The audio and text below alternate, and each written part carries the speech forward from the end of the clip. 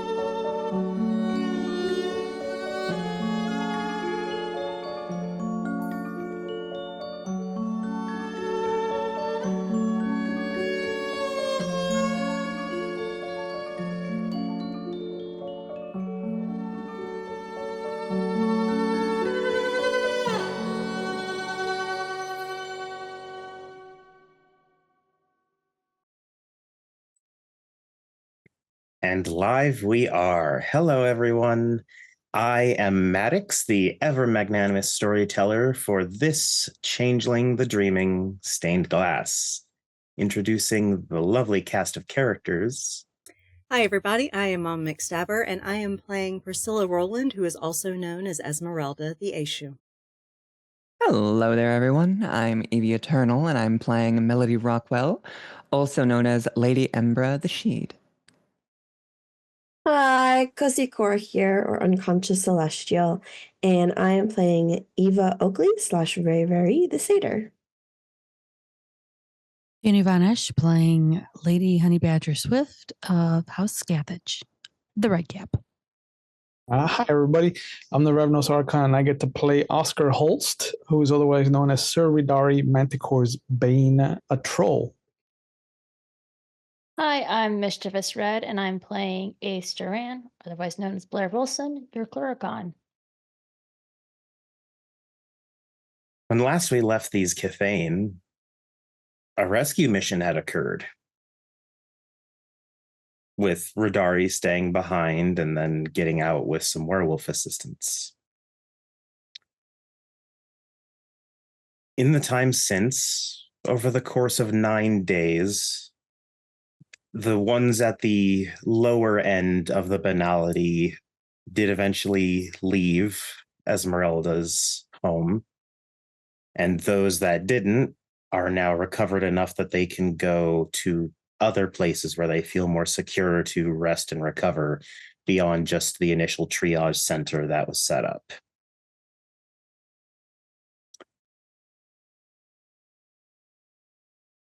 Yeah, it's been 9 days since that. Denver is slow today. Nothing too intense seems to be happening. Even traffic seems to be on the mellow side.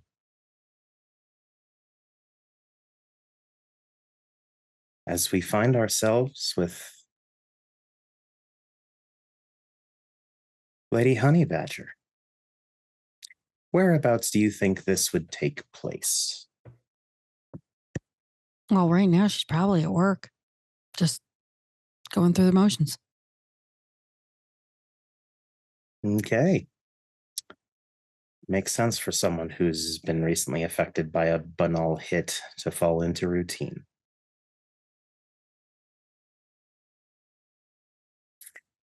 And Honey feels someone kick her ankle as she's under a vehicle. Ow! The fuck? Boss, get out here. There's some pretty boy wanting to fucking talk to you or some shit. Slowly roll up. Who did you get a name? I think he said his name was Vince. or something like that. Okay. She'll slowly get up, head to the front. And standing in the main lobby patiently is Vincent. Come on into the office. What's up? And there isn't any windows or anything in your office, is there, honey? Mm-mm. Not even for like the door? No, not really. He does indicate towards the door in a motion that he's as if saying that he's going to shut it. Okay.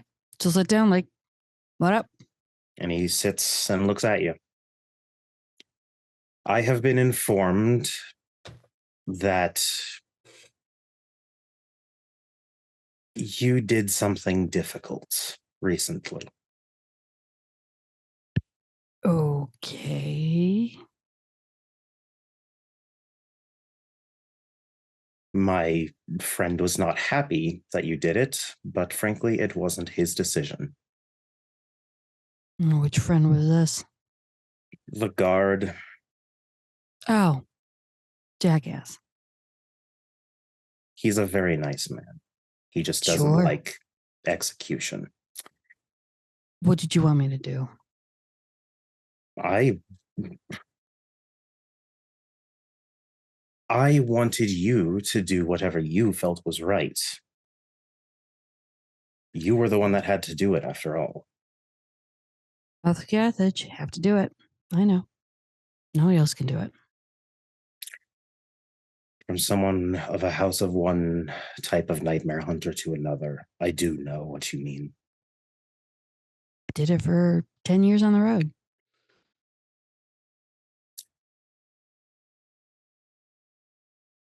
Esmeralda mentioned something. What? That it took a rather large toll on you. You could say that.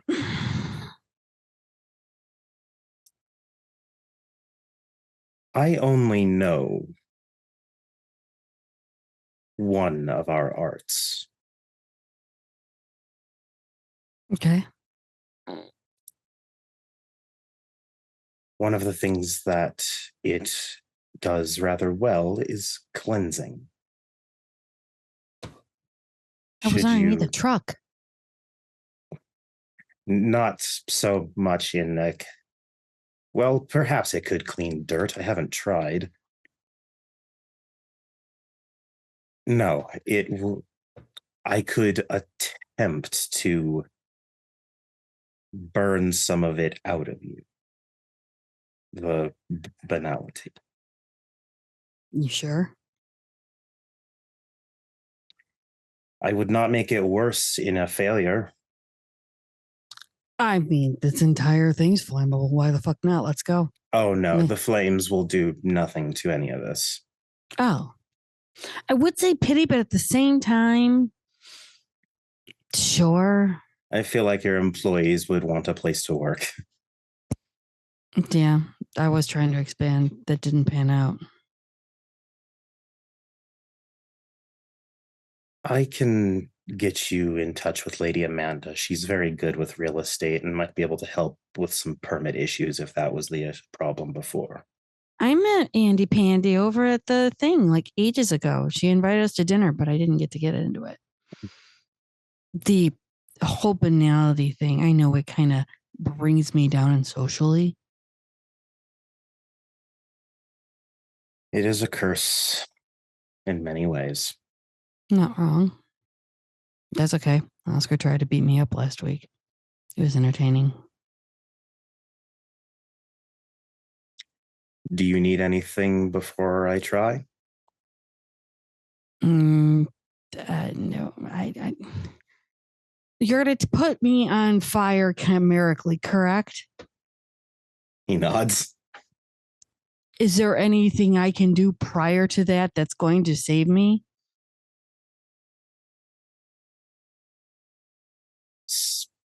Save you? I don't believe I understand what you mean. You wanted me to think of something to do prior to. Just do it, guy. Very well. And he then reaches into his suit coat and hands you a piece of paper. And in gorgeous calligraphy, you see a poem. You only get 3 lines in before he snatches it out of your hands, rips it into a bunch of pieces, and lets the paper all tumble and drift to the ground. And that's going to be his bunk. What is wrong with him? And he will be spending a willpower for this. And we are going to see what it takes.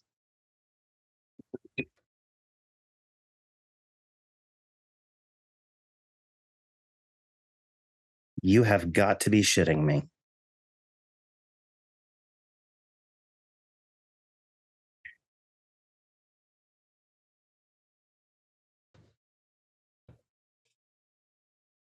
It starts as just light. Under the soles of your feet, you can see the silver light shining. And then it starts to creep up. And it's flame. Silver, intense, bright. And there's no heat. Until it gets to about halfway up.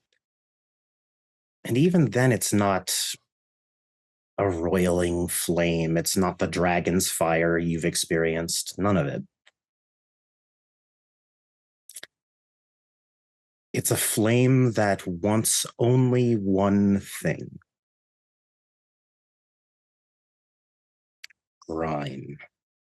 Filth. Dirt. Poison. This flame wants everything that is ill. And it wants it in a singular way, a way of destruction. It is odd to feel caring from something that is such a clear destructor.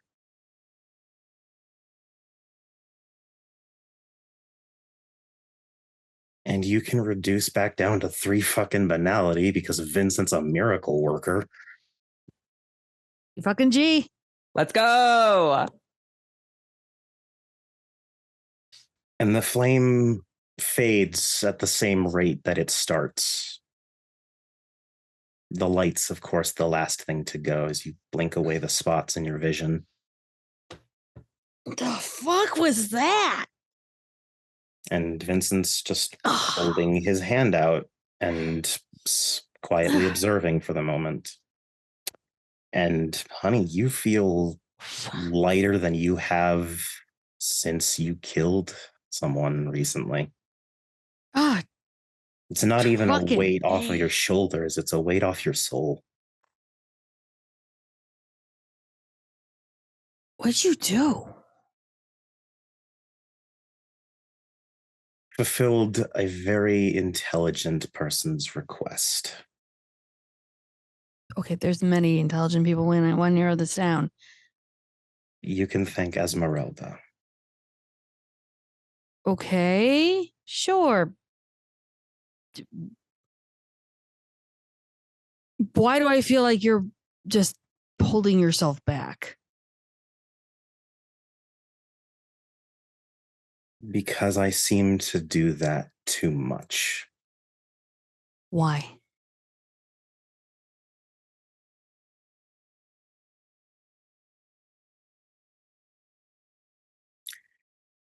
Fear, perhaps. Fear. Insecurity. Is she insecure? Smartass. Better be a smartass than a dumbass. I mean, I appreciate this, but my guy, and she will gently take her palm and push right at that third eye, kind of like a soft little bump, and go, wake the fuck up, my dude. Do you realize who that woman is.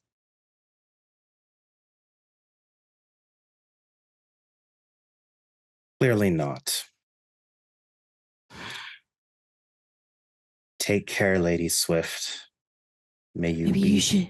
May you be here in a glamorous sense for many years. Thanks, but maybe you should do that burning shit on you to burn that shroud over your fucking eyes. And I don't mean that disrespectfully. I mean it sincerely, my guy. She's my best fucking friend. I'd take a bullet for that bitch. Literally. She's probably one of the best people ever. Do I have to do the best friend thing? You hurt her, I bury you? Or has this already? Because you. I don't think you need it yet, but maybe have the shovel handy. And he sighs and will leave, not letting you get another word in. Would you Show like us. to do a perception? Fuck yes! Is it insight? What the fuck is that fucking skill? Fuck. I have empathy and a perception. Then let's do that. Difficulty 8. Good. I'm spending a willpower point because fuck you. That's why. And you need at least 2 successes. I got one auto already. You said 8? Mm-hmm. Oh, I love my life. That's 2. I got 2 9s. So that's 3 in total. Okay. I mean, while Honey has not dated much, you can recognize someone crawling back to a doghouse. Honey does have Vincent's number, right? Mm-hmm. Okay, good. Because she's going to send him a text and simply say, fucking loves you. Do something. Otherwise, you're going to lose her. And you don't want to lose her because I'm going to make sure of it. Do something. Bitch. Thank you. The read receipt says read, but there's no response. All that matters.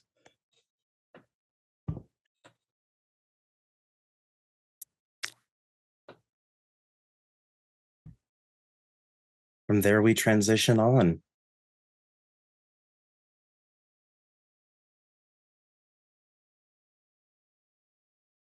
Ace.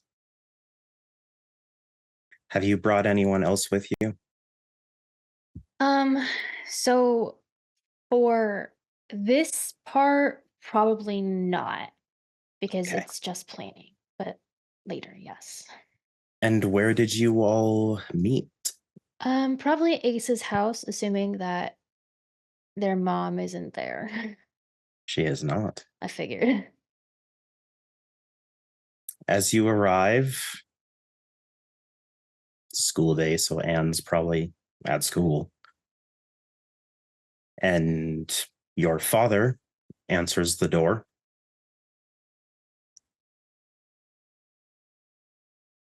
Good to see you. I wish it were on better terms. Are they ever? And he shuts the door behind you, leads you to just a seating sort of dining type area where you see your brother Ed sitting at one end of the table, legs kicked up on the table as well, staring at you. He doesn't really give much of an acknowledgement that you're there. And also there is your sister, sitting with a notepad and pen already set up in front of her. And then your father pulls out a seat for you and also takes a seat himself. I think you all know why I'm here at this point. We have to do something. This can't continue.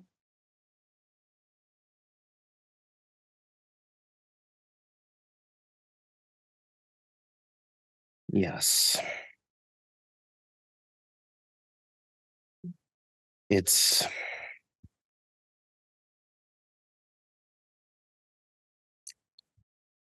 I am not married to the same woman anymore.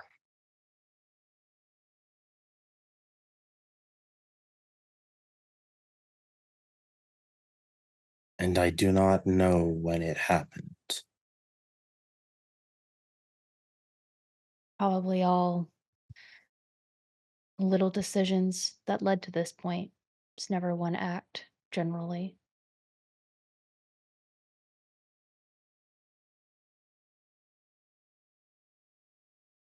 I have an idea, though.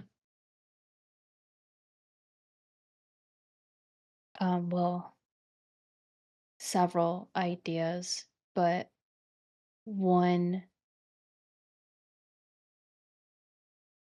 that'll be difficult, but not as bad as the other options, which I think you know what they may be. I'd rather not do that. You see your sister grimace. What ideas do you have? Naming's a powerful tool. Your sister doesn't look surprised, but your dad's eyes definitely go wide, and your brother, well, he doesn't go eyes wide, but one eyebrow does go up. I found or a friend of mine actually found someone who's a bit of an expert. And I furthered my skills.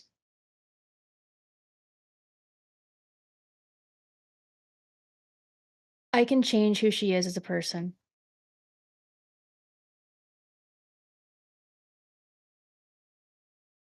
The extent and the duration depend on how the individual time goes, but all we need is a little bit of time and then we can redo it need be. If it works once and we get her to break the gases, then that's already progress.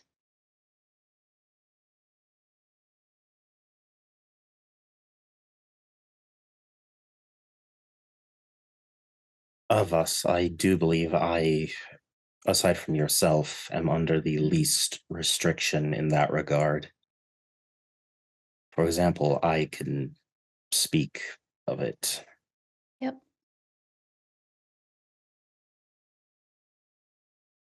But even then, it's not just us.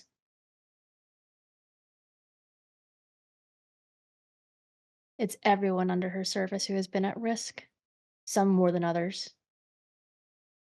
I do not know the extent to which she has used it, but I do know that it's been more bandied about than it should have been.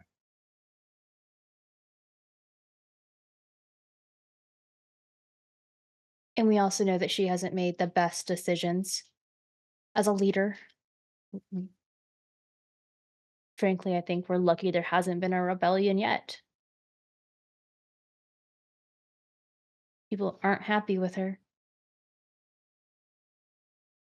You all were her closest allies, and you're not happy with her.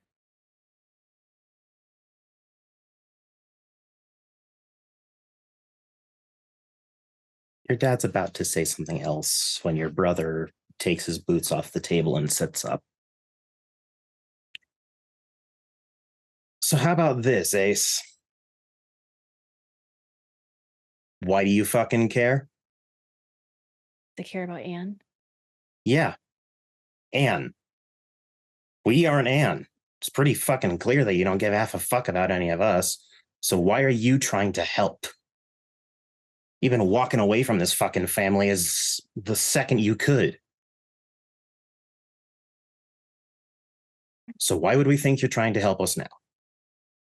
Anne's one wish is that her family comes back together.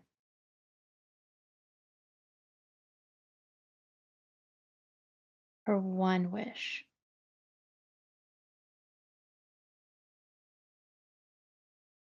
And even then, if mom's a different person, maybe our relationship would be different. if she wasn't such a tyrant. We all know that's been the driving force between our differences.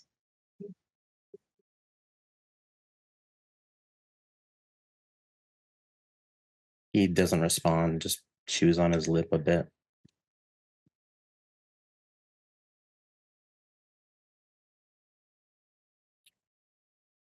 And that's not true, son. And your father will look you in the eyes for a moment before looking away. Seems like it's very hard for him to do. I cannot speak for you, Ace.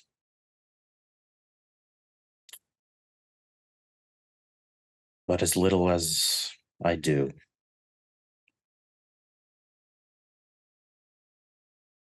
I care for all of you as my family. I would hate to lose even a fraction of it.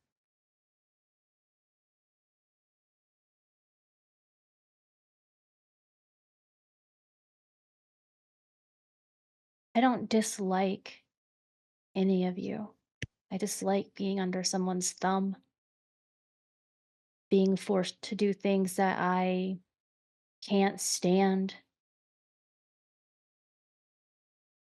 A piece of paper slides into the middle of the table with your sister pushing it lightly.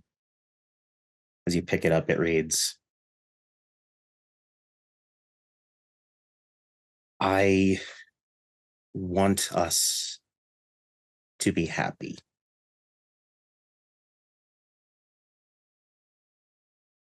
Mom is the only thing in the way of our happiness.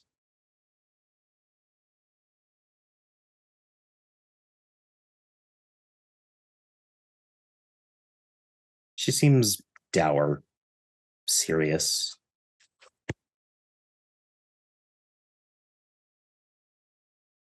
I don't know if I'd go that far, Bella, but it's certainly not helping. And what she's done to you is probably one of the worst things, to be honest, that I've seen anyway.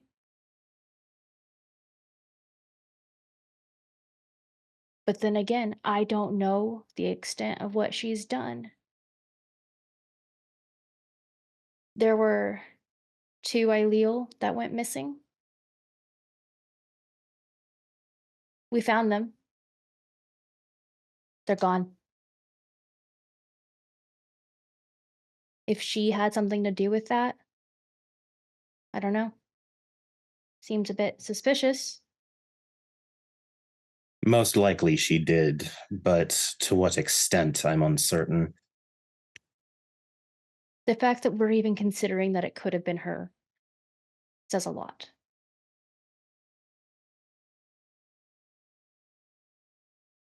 May I ask a concern? Should the naming fail, what else would you try? So, part of the concern is that she's, at least what it seems, that she's working her way towards Bedlam. She has been more flighty and distractible. One of the solutions to that, unfortunately, is chimerical death. Your sister nods almost immediately, although you've always known her to be ambitious, so maybe it's just her default. There aren't And many this- ways to undo what she's done. So simply let her exist as a human, then? Never knowing what she's done? I'm certain there are those who would want her to face justice if that were the case. To some people, that is justice. They couldn't imagine that's the worst punishment, especially for a she.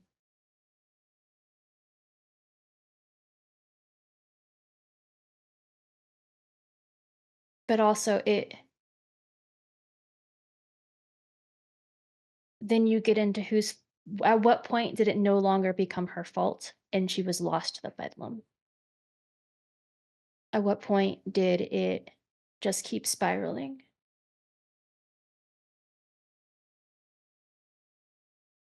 And then, of course, there will be those who will simply be upset at the lack of due process. If we simply carry out a punishment or consequence without a proper trial, there are noble houses who would say that because it was handled improperly, certain things could come to light.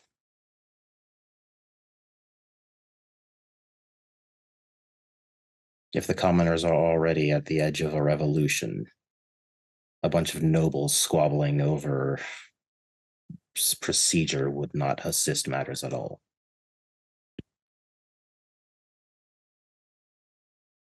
I mean, it gives the nobles reason to not punish me for doing it.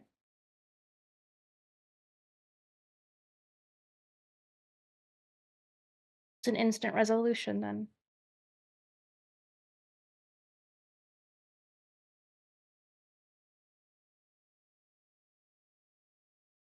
We also always have the option to just leave afterwards, too.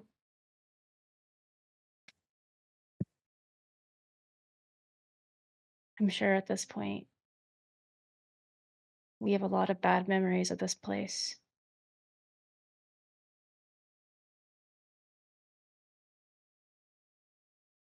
You don't have to make that decision till after, and hopefully it doesn't come to that. Ed sort of looks up at the ceiling.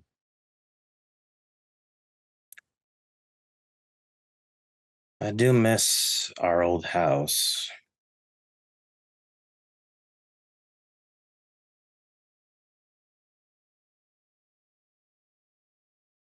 And I know you all are Aileal, but I feel like I can almost safely say that you've had enough politics for a lifetime. For just a moment, on your sister and father's faces. With your brother, it's easy to read. Unfortunately, he's a red cap.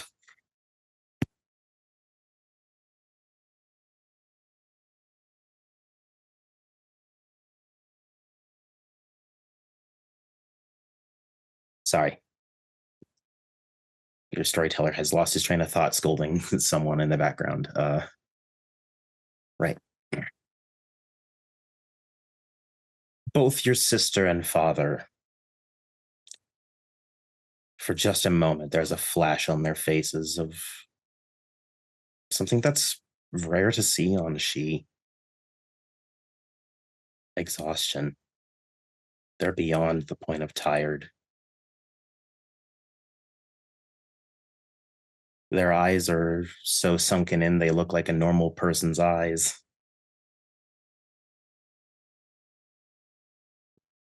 And in the next blink, and they're back to perfection. But even seeing a glimpse of it is enough to tell you just how true the sentence of they've had enough politics truly is.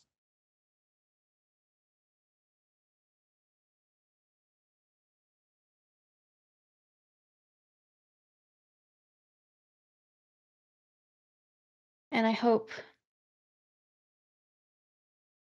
that one of those two options works, because I really don't like option 3.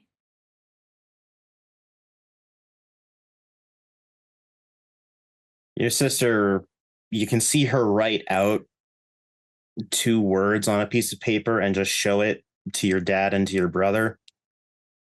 But she's specifically, no one is saying it. And as she sets it down, you do see that it's just 2 words. Don't even need to say what they are. On that one, everyone looks dour. Your brother, your sister, and your father. Your father gives a sigh. Then, by Dawn's grace, may it be the absolute terminal option.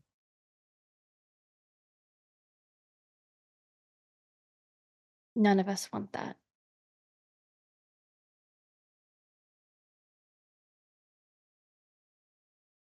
But if something has to happen,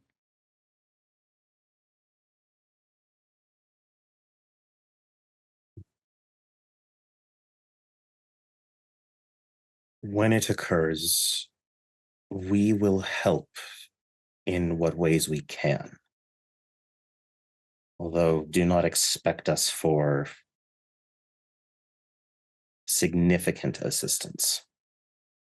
my only hope, and with my plan anyway, is I just need you to bring her to the house. Have dinner. Eat together for once.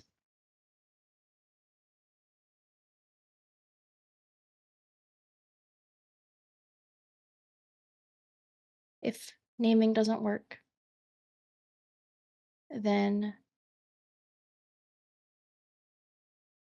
I have a friend who can help with the second option, and we will take care of it.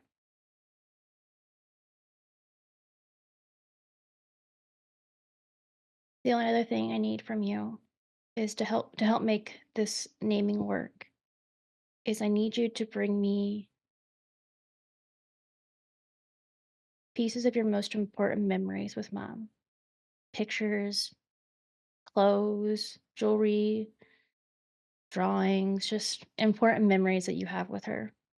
Things that document that. You need the physical item itself, if it is represented as such. Anything works. I'm just needs to be something. You see a small bit of movement under the table, and your father sets a wedding band in front of you.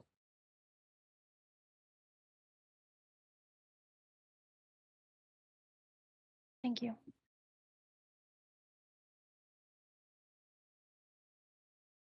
Oddly enough, your sister undoes a necklace around her neck and sets in front of you. Silver and polished amethyst in every single facet. As you turn to Ed, he shrugs. I don't carry it on me. That's fair. I don't even need something right now. It's going to take a while to set up, and I'm going to set it up in my old room. And I am going to peruse the house for things like pictures and just stuff of hers.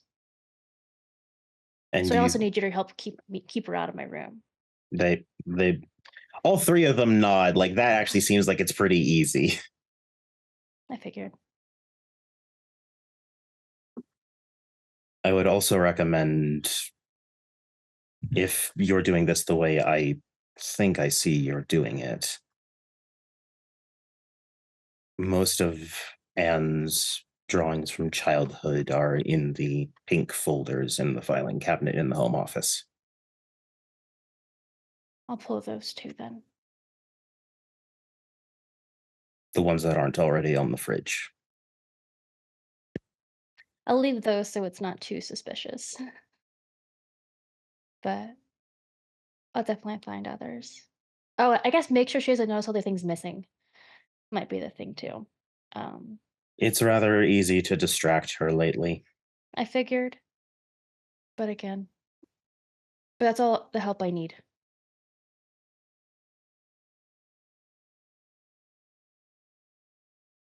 And your understanding.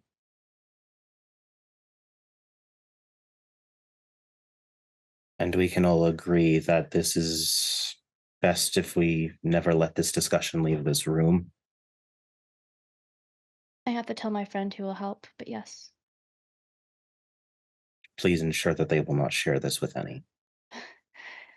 They're pretty big on things like oaths. I think it'll be okay. Because what we speak of here is treason.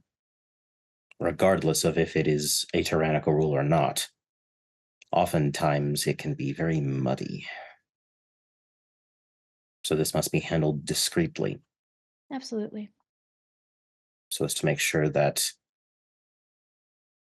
Any unseelie who would come through for investigation would find impulsive action, but not unnecessary action.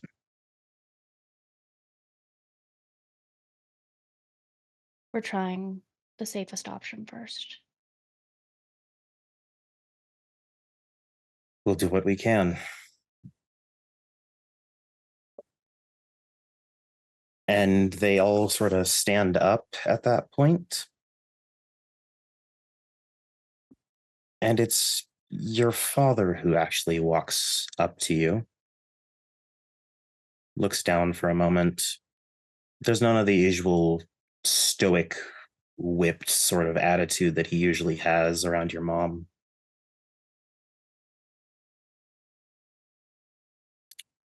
And he pulls you into a hug.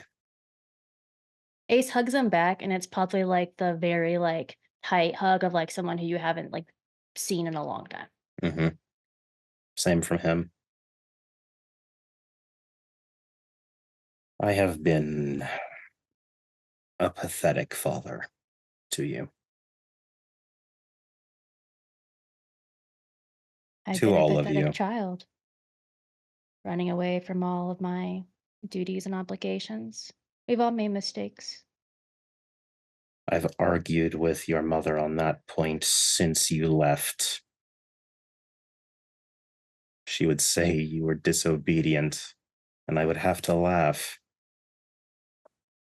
She's unseelie. What on earth did we expect? Yeah. That was some time ago. Feels as if I don't even speak to that woman anymore.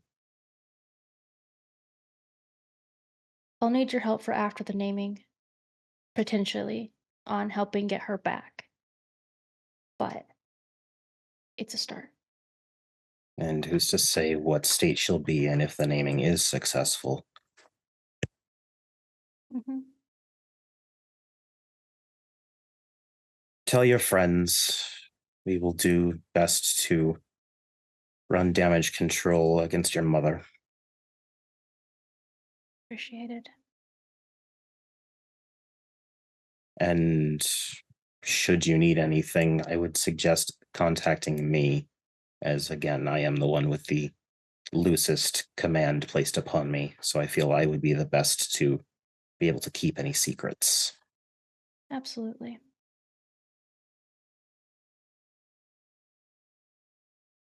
Well, I guess I should get started.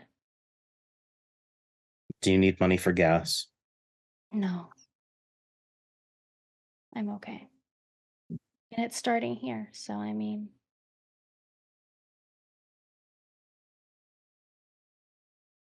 Go see your friend. We'll start on all the nonsense. okay. Your brother and sister both walk off, probably to start gathering whatever materials they would need, etc. And your father then walks you not just to the front door, but to your vehicle and make sure that you get in and drive off safely. Does this seem like they're trying to push me out to like betray me? Perception, empathy. Difficulty 7. Fucking hell.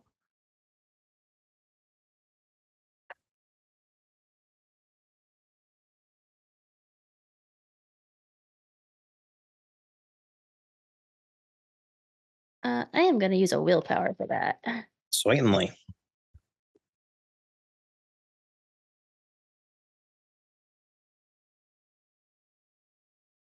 That is 4, 2 of which are 10s. They are too tired for betrayal. Okay, awesome. This is the most authentic you have probably seen your family. Okay. Sad that it took that much to get to that point.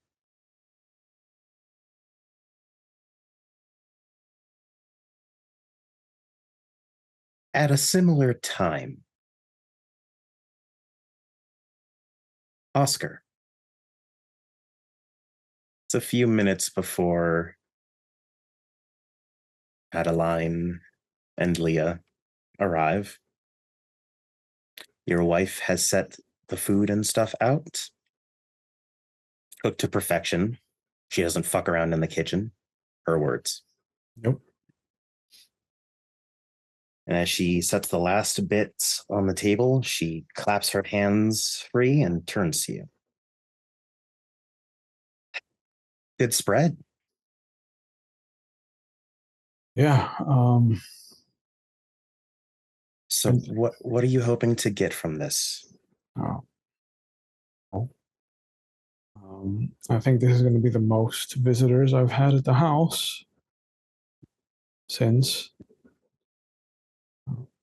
So I'm excited for that.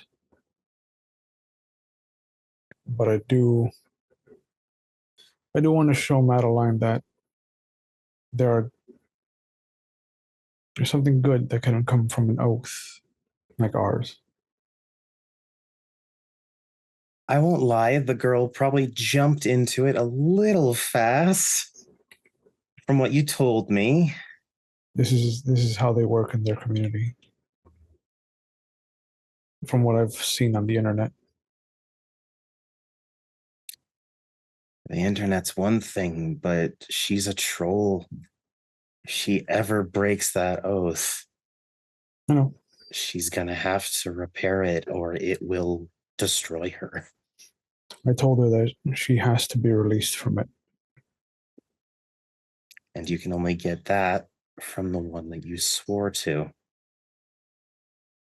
Yes. So I'm assuming that there's enchantment for tonight. Yes. I would have asked Ava for some of that crocodile bush, but she's been through enough and she needs her space with her troubles. If you'd like, I have a lot of glamour I'm not currently doing much with. I can be the enchanter. All right. I've been taking it easy. I will let S know. It is her story that will kind of guide the night.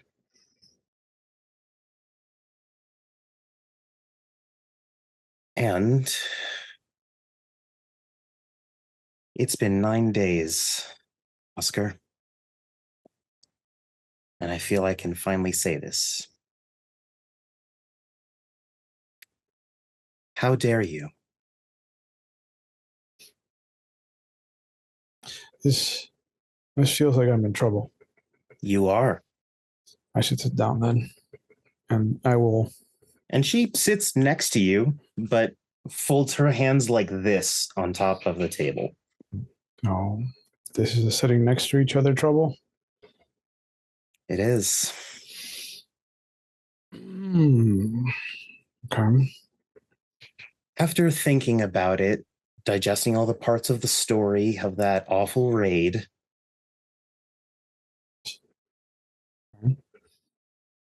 you let everyone go through the portal. I would expect nothing less of you. Correct.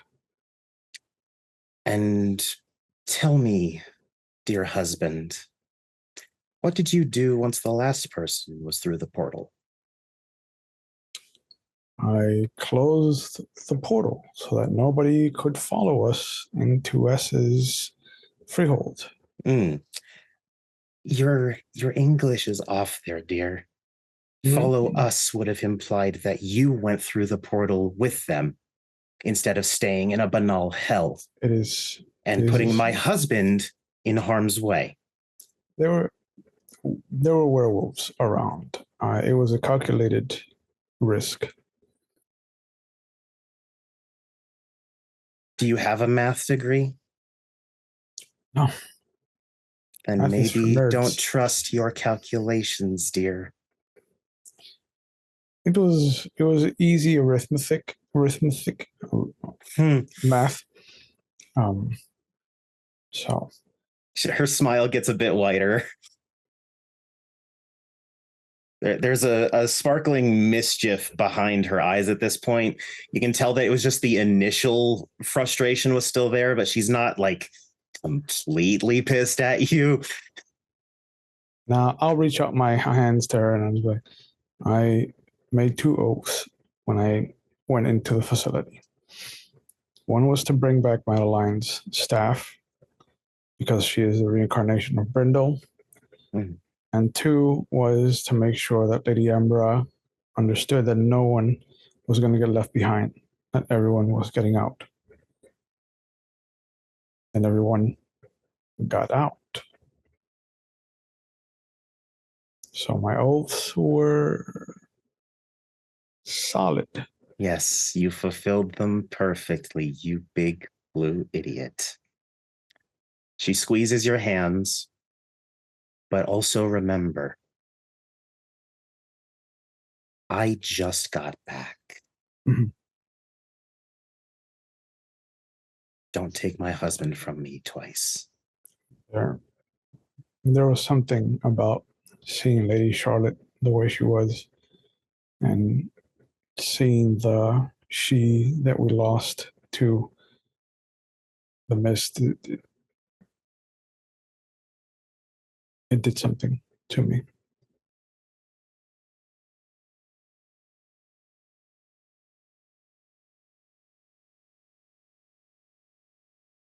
And I'm not saying this for simple scolding. And I'm glad I've that earned the scolding. I'm glad you came to the realization yourself as well, because it means that I have to drive the point home less. That's all I needed to say. Just had to say my piece. She stands up, leans across the table, and gives you a kiss on the cheek. Pats the opposite cheek with her hand.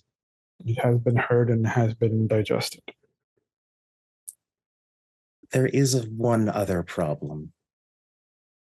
I think I just got my antler stuck in your horns. Oh, let me twist this way then. Ow, ow. No, wait, stop. Okay, Hang on. other Let way. me just. Other way.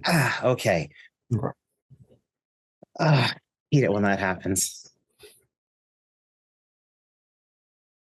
And it's at this point that guests begin arriving. Put on my best guest face. Point at all the new chairs that we have. Look, so many seats for people. What my husband means to say is hello and welcome. Please feel free to have a seat. Take your shoes off. Does anyone have a coat that they need taken? I said that in like 4 words. You probably could have gotten away with 3. Thought about it. But I will kind of pull out the chairs for Madeline and Leia, and I'll point to the chairs for Lady Ambra and Bella, and I will pull out the chair for S. Still no Baron. Yeah. And she sits down. I will look at my wife and just kind of smile. Don't worry. Most men are idiots. Isn't it the truth?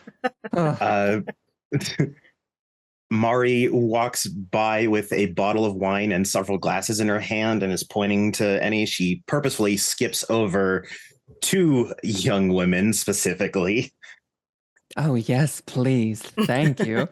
Fills out for everyone. It is a lovely red. And Esmeralda, she lays a quick hand on your shoulder and whispers in your ear while pointing to Oscar, clearly referring to his all men are idiots. Mm-hmm. And just you hear the whispered, seconded. I left some milk out for like a day for Bella. I don't know if that's enough.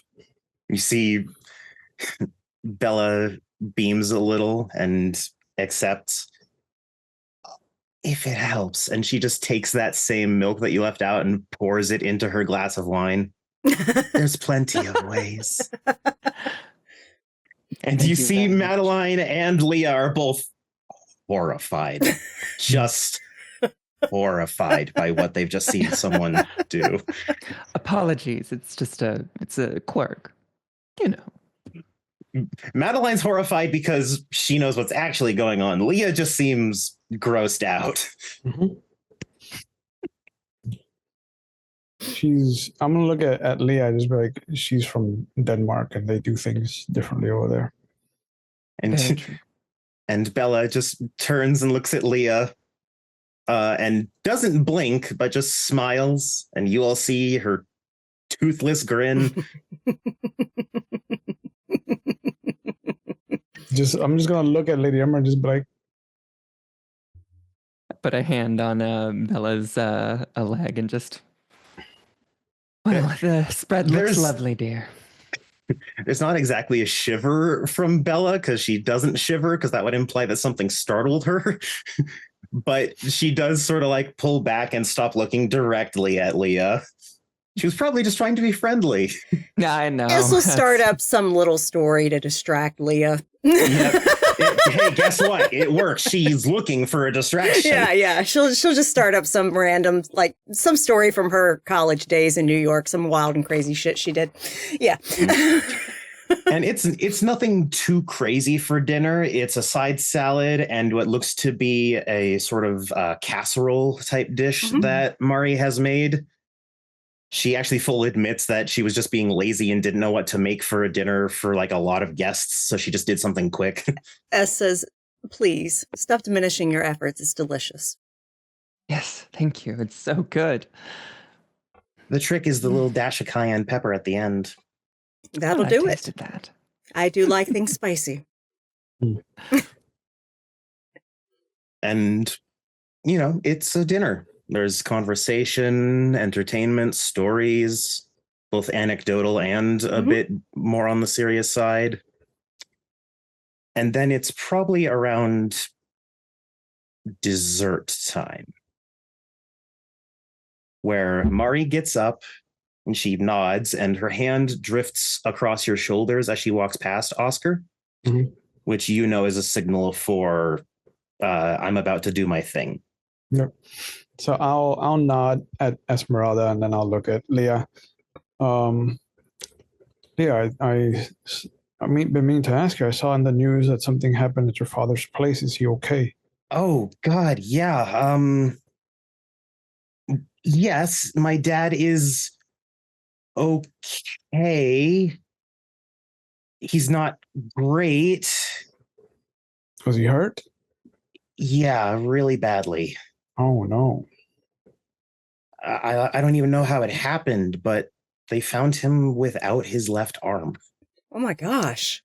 Oh my goodness. Yeah, doctors were kind of shocked when he arrived at the hospital, apparently. Yeah. He was in research.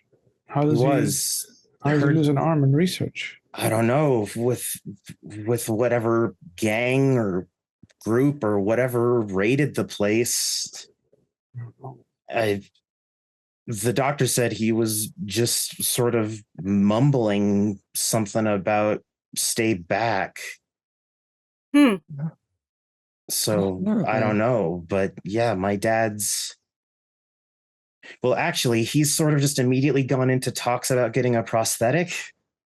Oh, so fast. Well, it shocked him at first. It was losing an arm. Yeah. But my dad doesn't really do anything in like panic for a long-term thing. And as she's talking, Mari comes out with small dessert plates and dessert forks, sets them each in front of everyone, as well as serves up what looks to be a very well-made sour cherry pie. I had help with this recipe from a local Boggin woman that I met. Doris. How'd you know? Because she's the best cook in the city. And you see that as she serves the last slice, which is going to go to Leah, onto a plate. You all are Cathane. We can see the glamour. You can see the glamour flowing straight from Mari's hand right onto the plate and swirling into that pie.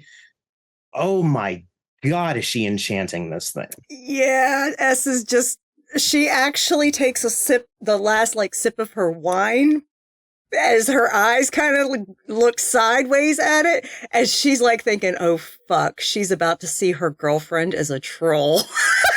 Yeah. Embra is eating her pie and keeping a stark eye on that. Yeah. And Here we she go. sets it in such a way that the very tip of the pie is aimed straight at Leah. Mm-hmm. She sets it down. Oh, thanks. Of course. Dig in. And Oscar, Leah's focused more on the pie for this quick second because pie. Mm-hmm.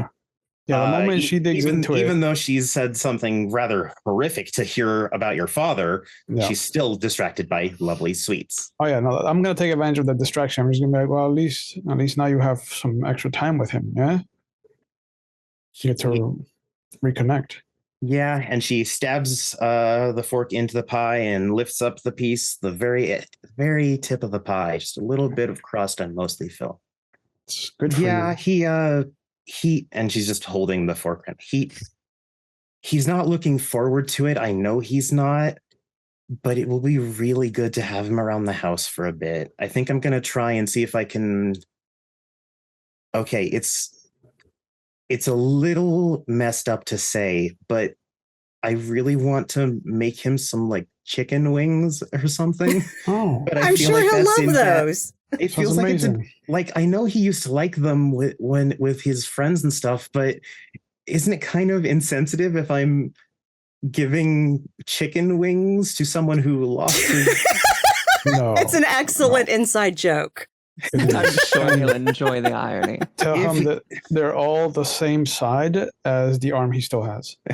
Only the left chicken wings? Only the left chicken wing. And as she giggles, she takes a bite. Let's see if this enchantment works. Just the moment it gets into her mouth, I'm holding my breath. Mm-hmm. I think we all are.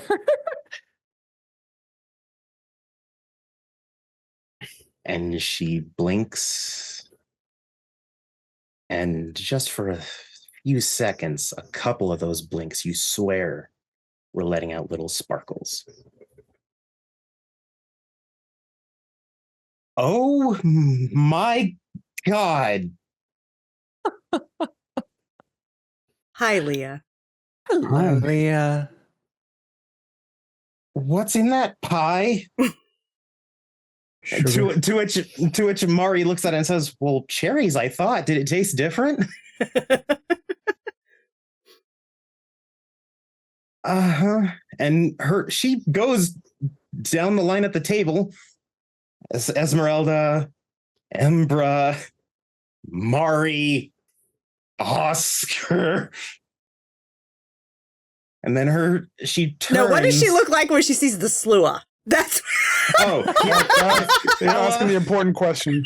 Bella, who has made herself smaller, not physically, but she's like tucked herself in a bit, like, and you can tell she's purposefully not looking directly at her. Yeah. She's looking at the table. Yeah. And she doesn't scream. Oh, that's good. Panic. That's good. She does stare at her for a lot longer than some of the others, though. Mm-hmm. Mm-hmm. And then after a bit, she finally, and this one more like she's turning her head and her eyes are still focused on Bella. And then finally she turns and looks at her girlfriend. And there's more of a reaction than when she looked at Oscar, despite him being a troll and much bigger than Madeline. But maybe it's because she can still see Madeline as well. Maybe it's because she just knows her the best. Maybe it's just happenstance. Who knows with enchanting? But it's on looking at Madeline that she does a little gasp and brings her hand up to her mouth. And Madeline looks like she wants to disappear. She wants to just crawl into a corner and not be here anymore. You're blue, Maddie. She's a troll. Just like me. And let me tell you something about trolls. NS is going to actually work the room with Tailcraft. Of course she is. Mm-hmm. Nice. Mm-hmm. And since she's actually immortal, that is actor, correct? Okay, I have that. If it's not Faye, it's actor. All right, I have that. That's the general rule. because actors, everything not even closely dreamy. What do I roll? Is it my art plus realm or is it my glamour? I believe it would be art plus realm in this instance. If that's not the case, fuck it. I'm the storyteller, and I say that you can just roll I'm that. not even using a bunk on this. It's okay. Then it will be at set difficulty. Oscar doesn't live in an especially banal building. 6, 7. I fostered an artist. I'm right across the street, across the hall. He's got a dreamer in the place. Yeah. No. Yeah, then I'd say let's just keep this at a good old 6. Okay. Nice and standard. Is this just the night of no one rolls low? That's 5 successes. I guess it is the night of no one rolls fucking low. Because I got 3 fucking 10s. But yeah. And so working in the room, she's basically captivating her, giving her a sense of the emotion of the story. And so she's basically like, let me tell you that trolls, while they seem fierce in appearance, sometimes even stoic, they have the noblest hearts ever. Huh. And when they make you a promise, they will keep it.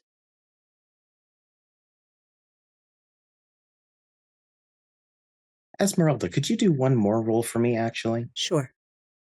Intelligence gray mare, also a difficulty 6. Certainly, because I did see sparks, because I do have perception in spades.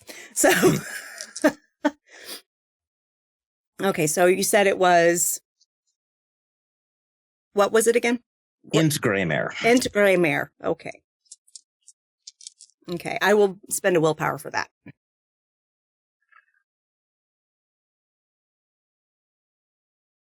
Okay, glad I did. That's 4.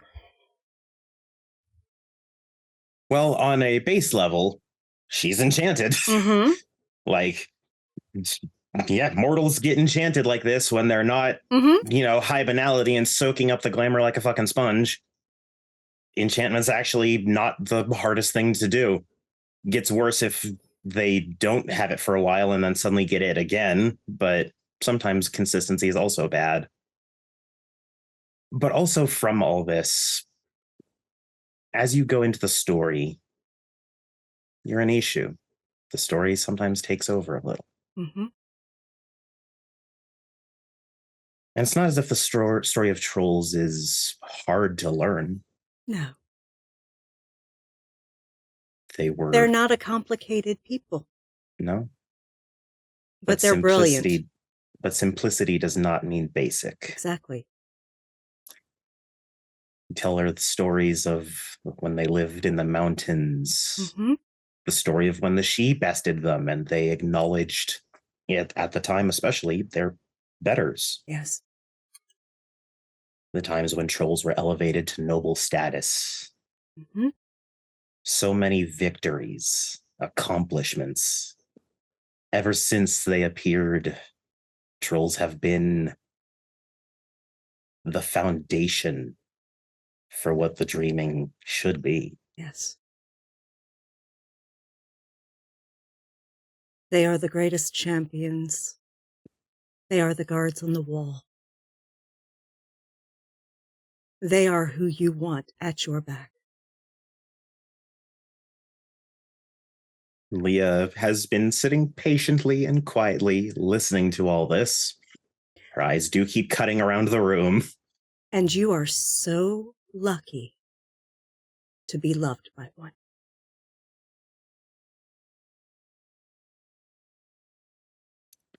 She turns and looks at Madeline.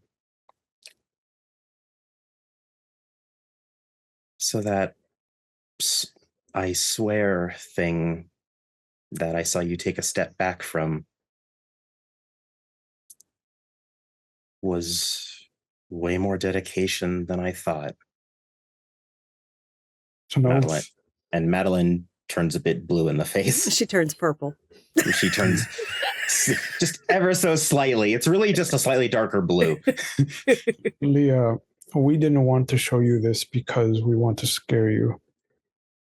We did this because Your father was hurting our kind, Yes. and we wanted to show you that we have good people that we want to protect, just like Madeline wants to protect you. My dad was hurting you. Yes. Hmm.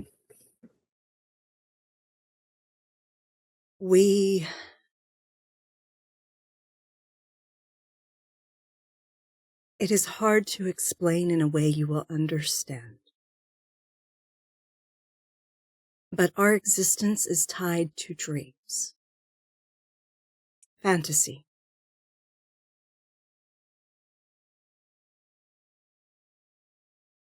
He was taking that from our people.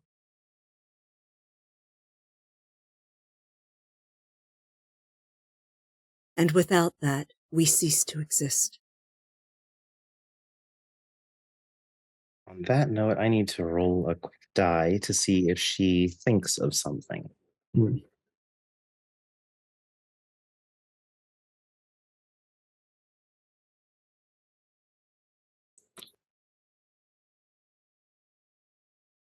You all were the raiders. Not just us. Some of us. And yes, some, not all of us. And she stands up and tries backing towards the door. None of us harmed any of the people there. None of us. There were others that have issue with the organization as well. Oh, yes, it's a whole horrifying thing all the way down. So you can she is trying so hard to stay calm right now. Mhm.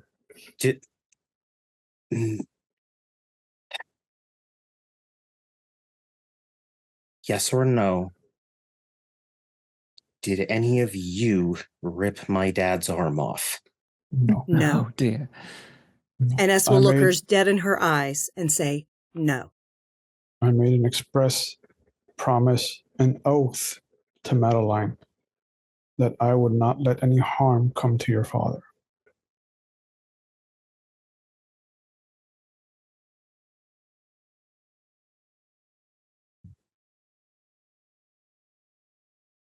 And then he got his arm ripped off.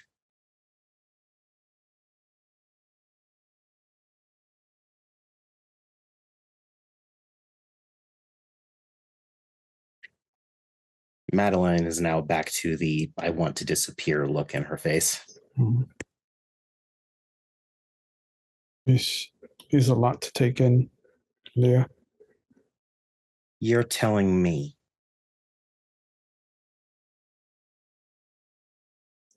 We, like Esmeralda said, we are the stuff of dreams. Your father, for lack of a better analogy, was Gamork from the Neverending Story. He was an agent of the nothing, and he was destroying our Fantasia.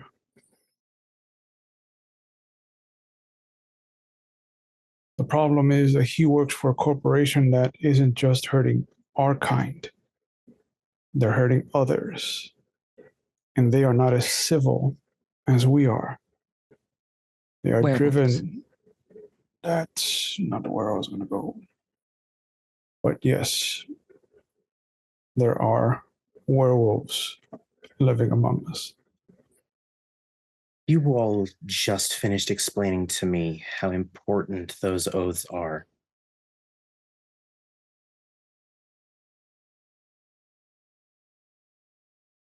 So what you're saying to me, if I'm remembering any sort of medieval terminology, is that you, Oscar Holst, are an oath breaker.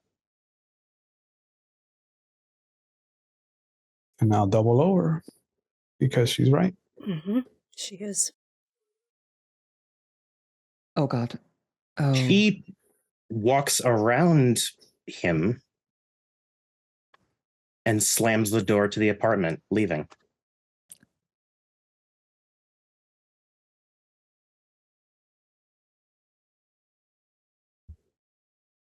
And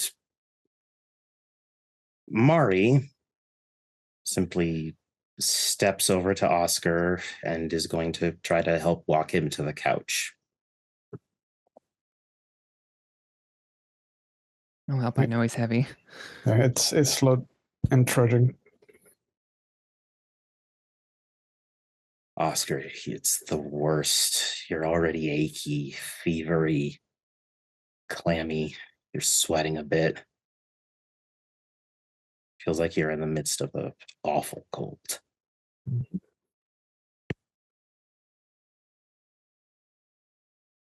My apologies. I thought well, I didn't think they would be restrained. I did leave specific instructions not to harm him. But it seems that that was not the case. Madeline's just stone-faced, staring at the table.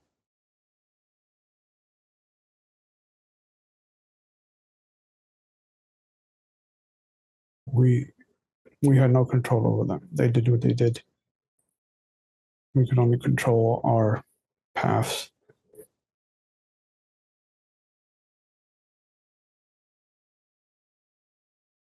Madeline, go after her. Don't let her be alone with this.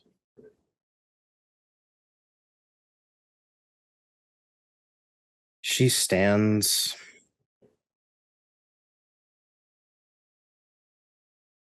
sits back down.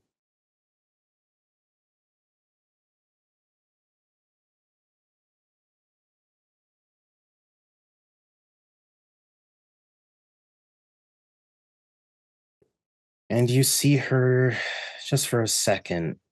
There's a hitch. Like she's sitting still and then a small twitch, as if something was uncomfortable. It was to a lesser extent, but you all had seen enough of Honey to know when someone's taken a hit of banality. Not as bad, but something smacked her.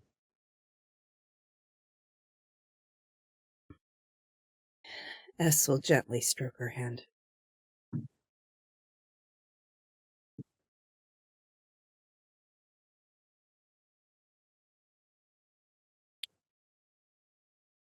She's mainly ignoring it. I know.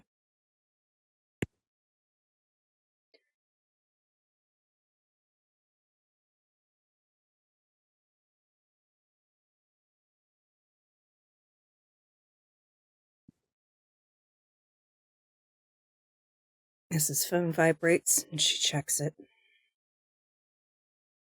It's a text from Honey.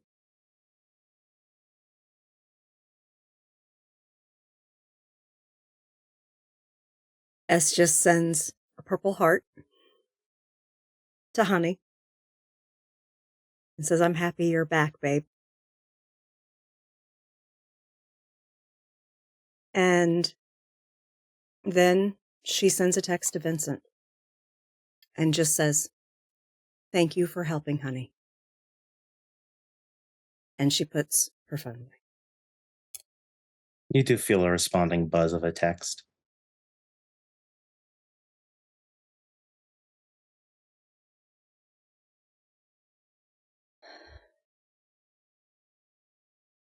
I don't think a story will fix this. And I get up and I look to Mari and say, "Thank you so much for the dinner."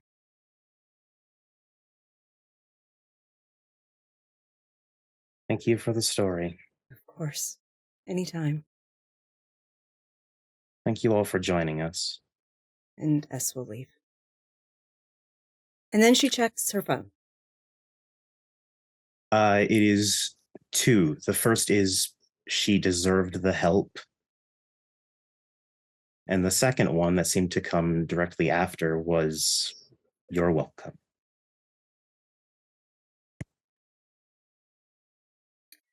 She puts it away and goes home.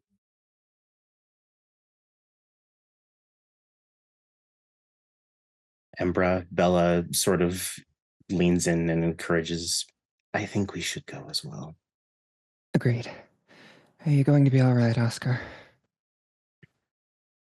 what I have to do. I'm sorry. Get up with Bella, hand in hand, and head out.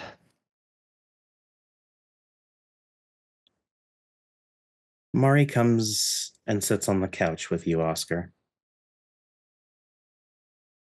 Pulls you close, although she does her best to lean against you, because if you leaned against her, you might crush her. Yeah. I'm gonna force myself to get up. She gets up with you, right by your side. I'll put my hand on hers and just kind of reassure her that she's fine where she is. And I'm gonna sit across from Madeline. This isn't how I wanted the night to go, Madeline. I was hoping that we could show her the good we can do, the good that we are. And so you start it by saying that you orchestrated the reason her dad got hurt. I wasn't going to lie to her, Madeline. Her father was hurting our kind. Am I happy that he got what he deserved? Yes. But I also know that he shouldn't have been touched. I asked for favors.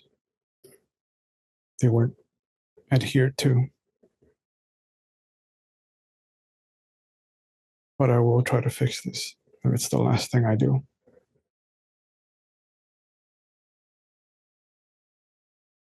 She finally looks up. Her face is stone, impassive, hard to read. The tears trailing down her face are another matter.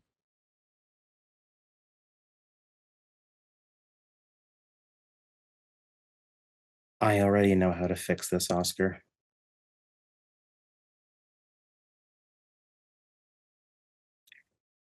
Swear to me that you will find the werewolf who tore his arm off so I can kick their ass.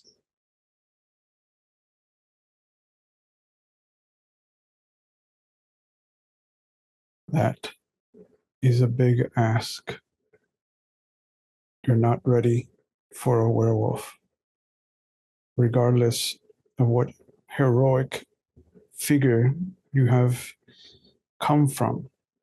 And I tell you this in all honesty, you are a hero to my kind, Brindle. And I make a point to use her actual name. A werewolf would simply tear you apart right now. She walks around the table, puts a hand on your shoulder, and looks you in the eyes.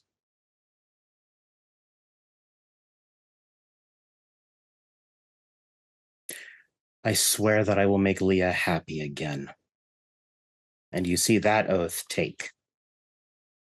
And then she storms out, slamming the door. Your door actually seems to feel that one. Yeah. Yeah.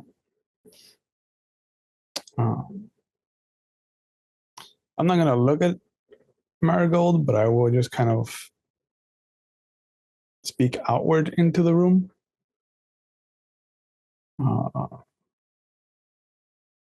I fucked that up. And then I'll just slump and let the sickness take me. It's not a hard thing to surrender to. No. And I just fall over and go into the fetal position. You feel someone lay down across from you, holding your hands. And you just hear a whisper before you truly feel like shit. You did. But just like the knocker thing, love, you can fix this.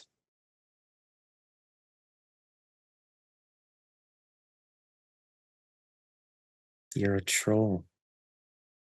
If there's one thing you can always do, it's fix things.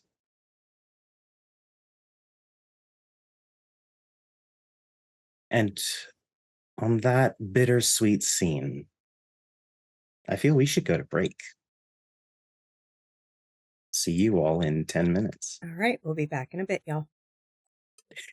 And we're back, live and in charge, much like that downed power line you should never pick up or approach. Anyways, after some light social drama for the first half, with no true intensity behind any of the scenes, we come back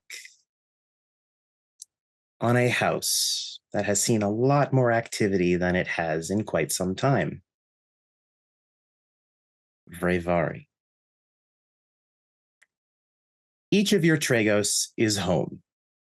Even the ones that are recovering refuse to sit around and do fuck all because they are a bit stir crazy. So Vronos is cleaning like a madman. He's already swept. He's now on to mopping. Remy's probably in the kitchen. Vronos is also wearing galoshes and yellow rubber gloves, and that's it.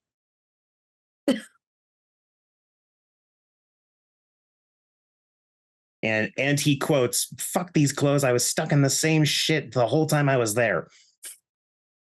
Totally normal. Mm-hmm. No reaction from Bray on that. Yep, everyone's walking around him as he's cleaning and stuff. Yeah. Not and Rydell have mainly just been hanging out, and Not's been painting with her a bit. Gar and Remy are cooking up a storm. Like Remy's mainly doing its more meal prep cooking right now. So it's a lot of stuff to be frozen and then taken out and reheated and mixed with stuff later. But he's also, setting out extra ingredients that they might need. You also see that there's already like 4 lines of powder on the kitchen countertop in perfect cut lines. You knew that there were 6 the last time you were in here. Yeah, they're having their own little mini party. Yes. The satyrs are starting to pick the fuck back up. And then, of course, anytime you pass any of them, there's always like a lingering touch or like a quick back massage or just something to... Everyone's very touchy at the moment because everyone's missed everyone. Ray just sits on the bottom of the steps, just kind of like watching everyone and just kind of like soaking it in, if that makes sense. Just like, this is something that will always like be a memory.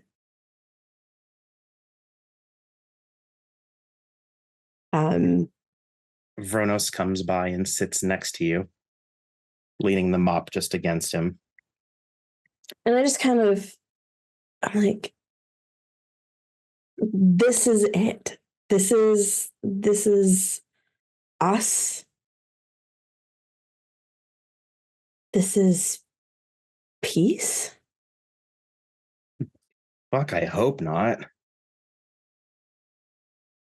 No, it's hard to explain.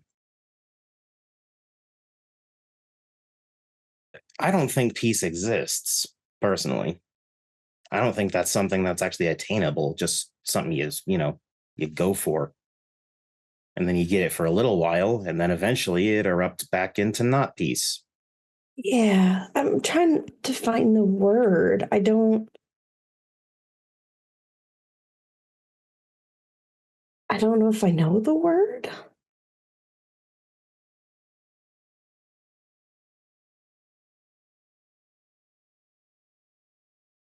You're muted. Of course I fucking am. Could always just say happy.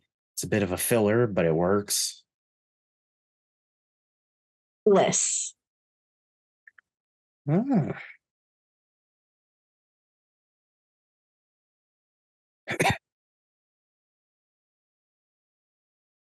Big words. Especially coming from a satyr. You feeling okay? No, Oh, I'm not okay.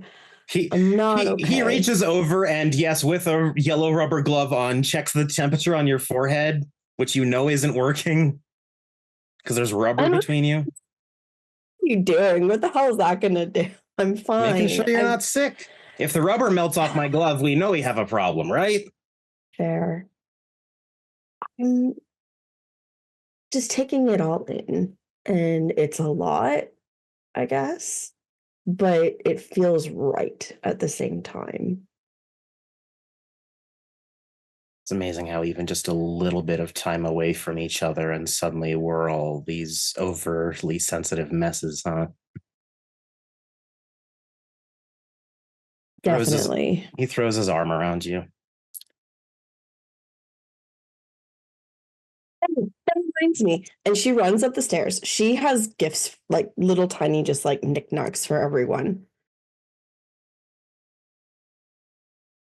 And she's like so fast, runs upstairs, runs back, doesn't even feel like it was so fast. And she tosses, one sec.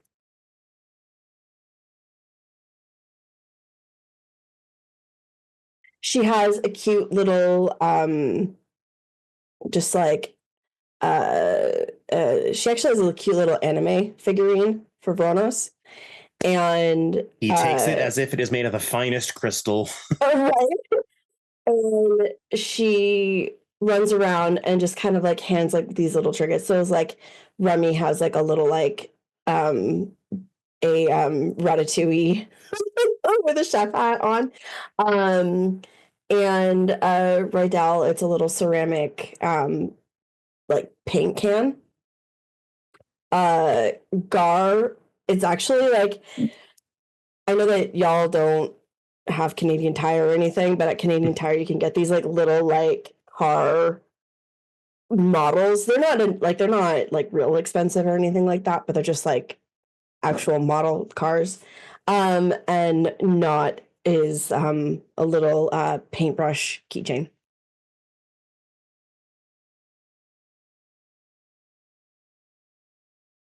God bless it, fucking. I swear, I may not be a knocker, but I'm turning into one the longer this technology is frustrating me.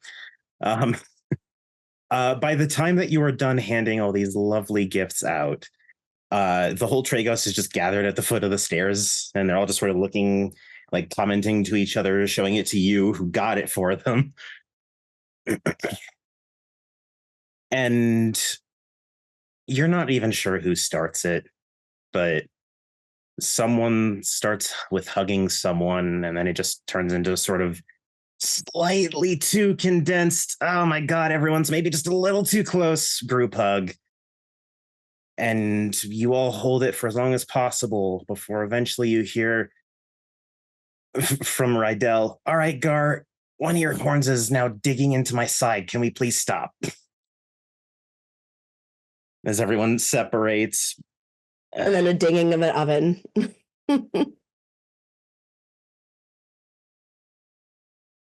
And this time, it's, of course, Remy who follows you to that, because the cook's going to check on the oven. And he's shown his support and thanks, but he's been more quiet. But as you're reaching for the oven, he just reaches out real quick for a quick squeeze for your hand and just mouths a very quiet thank you. You're welcome. For I didn't want your thing to burn. No, I meant both for knowing we'd be back and little Remy. That's what I've named him. Little Remy. Don't you have another name that you... Never mind. I'm not going there. I have no idea what you're talking about. He's far from little, and he then storms over to finish the rest of his cooking.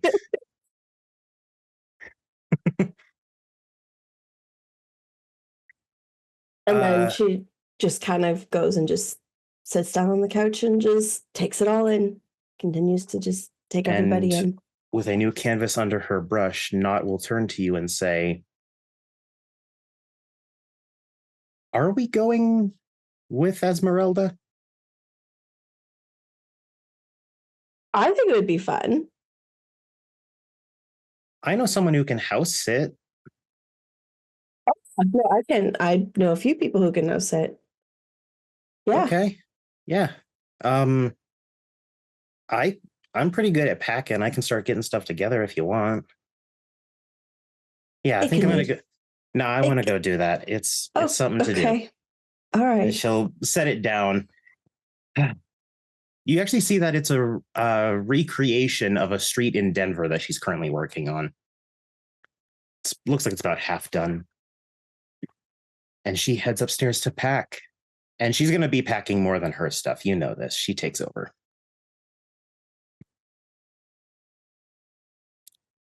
As we drift from that freehold, we immediately move to a different one. Lady Swift, you're at home.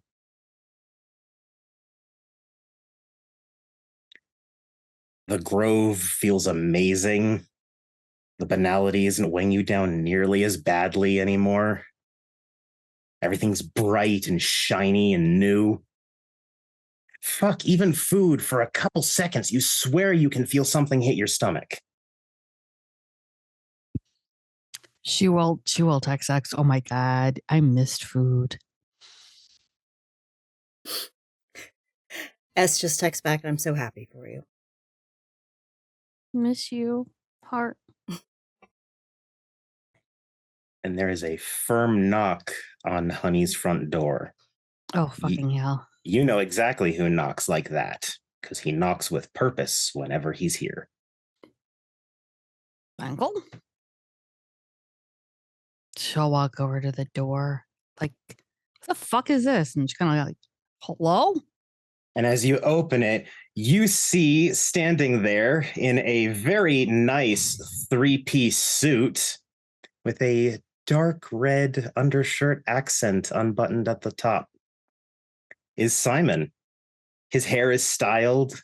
His teeth are polished and shiny and sharpened. You're not sure. And standing behind him is a trumpet player, a trombone player, and a drummer.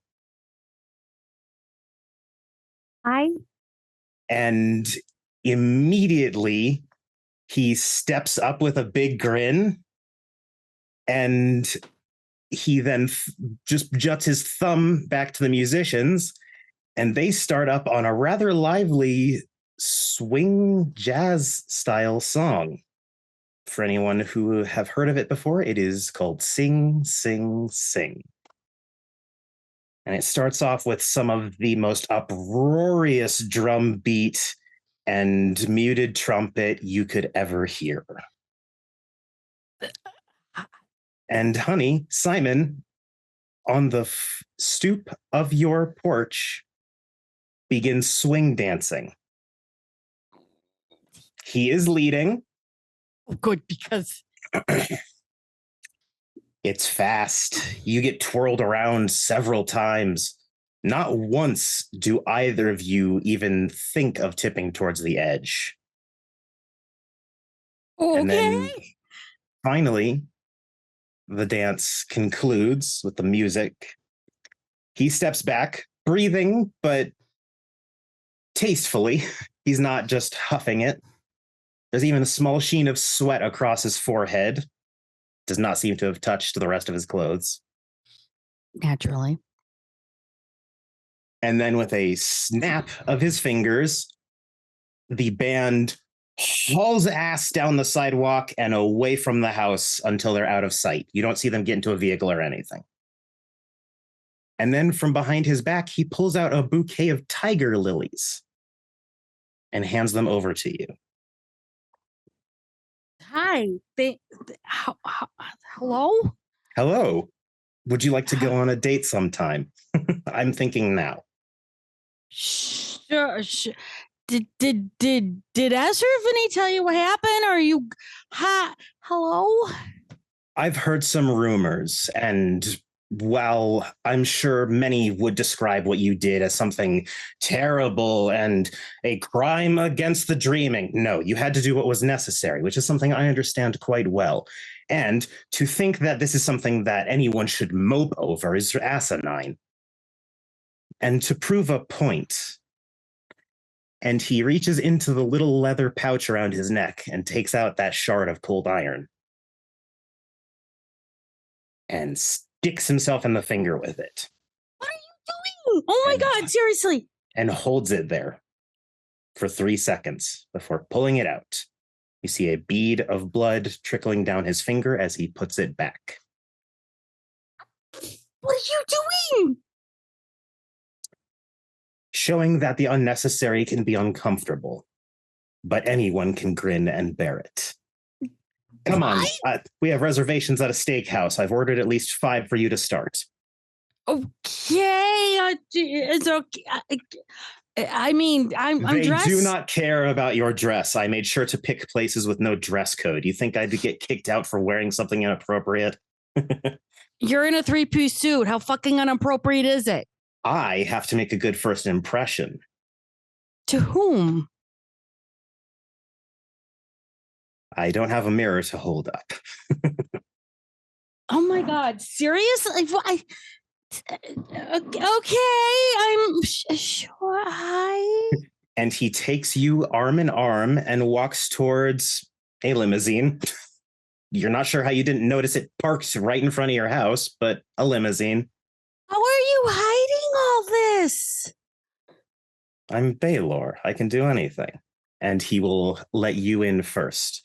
Do try the champagne, direct from France. What? Did you like? Oh, when did you plan all this? Well, it was rather easy with all the delays from us spending time together in court and not seeing each other too much in our personal lives. So I had a lot of time and no idea what to do with it. I figured this was a rather smart move. Yeah, I mean, yes, but hello? Hello. So, one thing I realized early on that I wish I had asked you when we first met. Mm-hmm. What the hell is your favorite color? Just points to her hair and goes, purple. Why? Understood. Why? Oh no, now I'm worried. Now I'm scared. Wait, there's very few things I tell people for reasons. She'll pull him gently by the thing. What are you planning? What dessert to get you? There's nothing purple. That's dessert-like. Says you. What are you? Oh my God. I hope you like Japanese. And with that, he does not answer any more questions about the purple comment. Okay. Until you are served a Japanese dessert called an ube roll. I've never had an ube roll. I don't know what this is, but okay. It is vibrant, almost periwinkle, but mostly purple, with cream laid on it as well, sort of like a whipped cream texture. It's actually really good, almost coconut tasting. She's gonna take a picture of it, of course, and then she's gonna go on. Oh, sorry. And I will also say at the steakhouse, he said, how many do you want? Not how many, not here's how many we can get. Valid. However, she will go. Have you ever tried Bavari's crocodile bush? To which he laughs and says, I believe it's pronounced a different way, but I have had that dessert, not specifically from that bakery yet. You gotta have it. You have to ask her for it. Yes, it'll take her like forever and a day. Yes, they're the back order. It's very frustrating. I may or may not know the owner. Yes, but I don't want to steal from other businesses. That's just rude. I know. Or rather, I don't want to steal from other customers. She does so good on it. I mean, it helped as stop the horse. Well, not stop the horse, but slow the horse down. I was there for it. I unfortunately was busy. I heard secondhand. Oh, you should have seen her. She did a whole story for everyone. And Alice had this amazing, like, gorgeous kind of gown thing. And it was just like, holy shit. And made everyone kind of like remember what their deepest dreams were and stuff. It was really, really, really cool. I met a young issue at the library, and he was so excited to share the story with another Kithane. Yeah, she was awesome. I don't think he probably told it with as much practice as it was first told, but it was still a good story. It was. I'm going to ask you something. I don't mean to be too forward, but I'm going to be forward because this is her dress made me realize some stuff, and I'm dumb and I don't know how to say things right. Then just blurt them out. Good. Can we get married? I want a family. I know this isn't appropriate. I know it's not socially acceptable, but I'm just done with waiting and I could just, I'm not good at this. Just either say yes or no, we're fine. I thought I'd ask, and then that way at least I know you'll come home. So is the marriage specifically because of marriage, or simply you wish for commitment? Because I love you, you fucking dope. Oh, well, I'm glad it's mutual. Good. So yes or no? I don't have a ring or anything. It's just happening. I almost want to say no, just so I can get a really good ring. I will knock the fuck out of you right now. Fine, I'll get the ring after. Yes, Good. Lady Honey Badger Swift, I accept your proposal. Thank you. Maybe someday I'll be Baroness, but fuck. Cool. If now that's what you want, then that's what will happen. What? Then I'm going to be Baroness, please. Wait, no. Look, my guy, seriously. I just have to make some phone calls if you truly want more support on that. Fine. If I could support the little guy that we need to protect, then sure, go for it. I don't think they'll agree, but fuck it. If you said yes to what I asked you, then fine. I'll say yes to what you're asking. He pulls you into a big, tight hug, kisses you on the cheek, and whispers in your ear, "It should be fun." I'm already scared. As a quick thing, and from the storyteller in a meta sense, congratulations to Lady Swift. Did I get it? Fucking A. Sweet. Suck it, ducky. Embra. You and Bella have arrived home. Bella said after all that intensity, she'd like to go take a bath. So that's where she is at the moment. I'm tending to our plants throughout the living area. And your doorbell rings. I wasn't expecting anyone. I'll look through the peephole. You see a she-man. He looks well-traveled, sun-kissed, jovial even. He has a confidence that radiates off of him as only a Fiona can. This is Lord Vale. He is a baron from your house. You did not know he was in town, per se, but you recognize him, you've met him, you've worked with him several times. It is more to say that he is a good acquaintance than a good friend, but still, you know him rather well at this point. I will open the door and just give a pleasant Lord Vale. It's so My nice lady. to see you. Oh And my god! He walks in, gives a hug. May I come in? Of course, please. My house is your house. Thank you. Thank you. I wanted an update. All right, go ahead and have a seat. and we'll get that underway. And unfortunately, I have spun myself into butter thinking on it, so forgive me if I'm a bit direct. Please. How goes the search for the die? Well, you'll be happy to know that I've obtained it.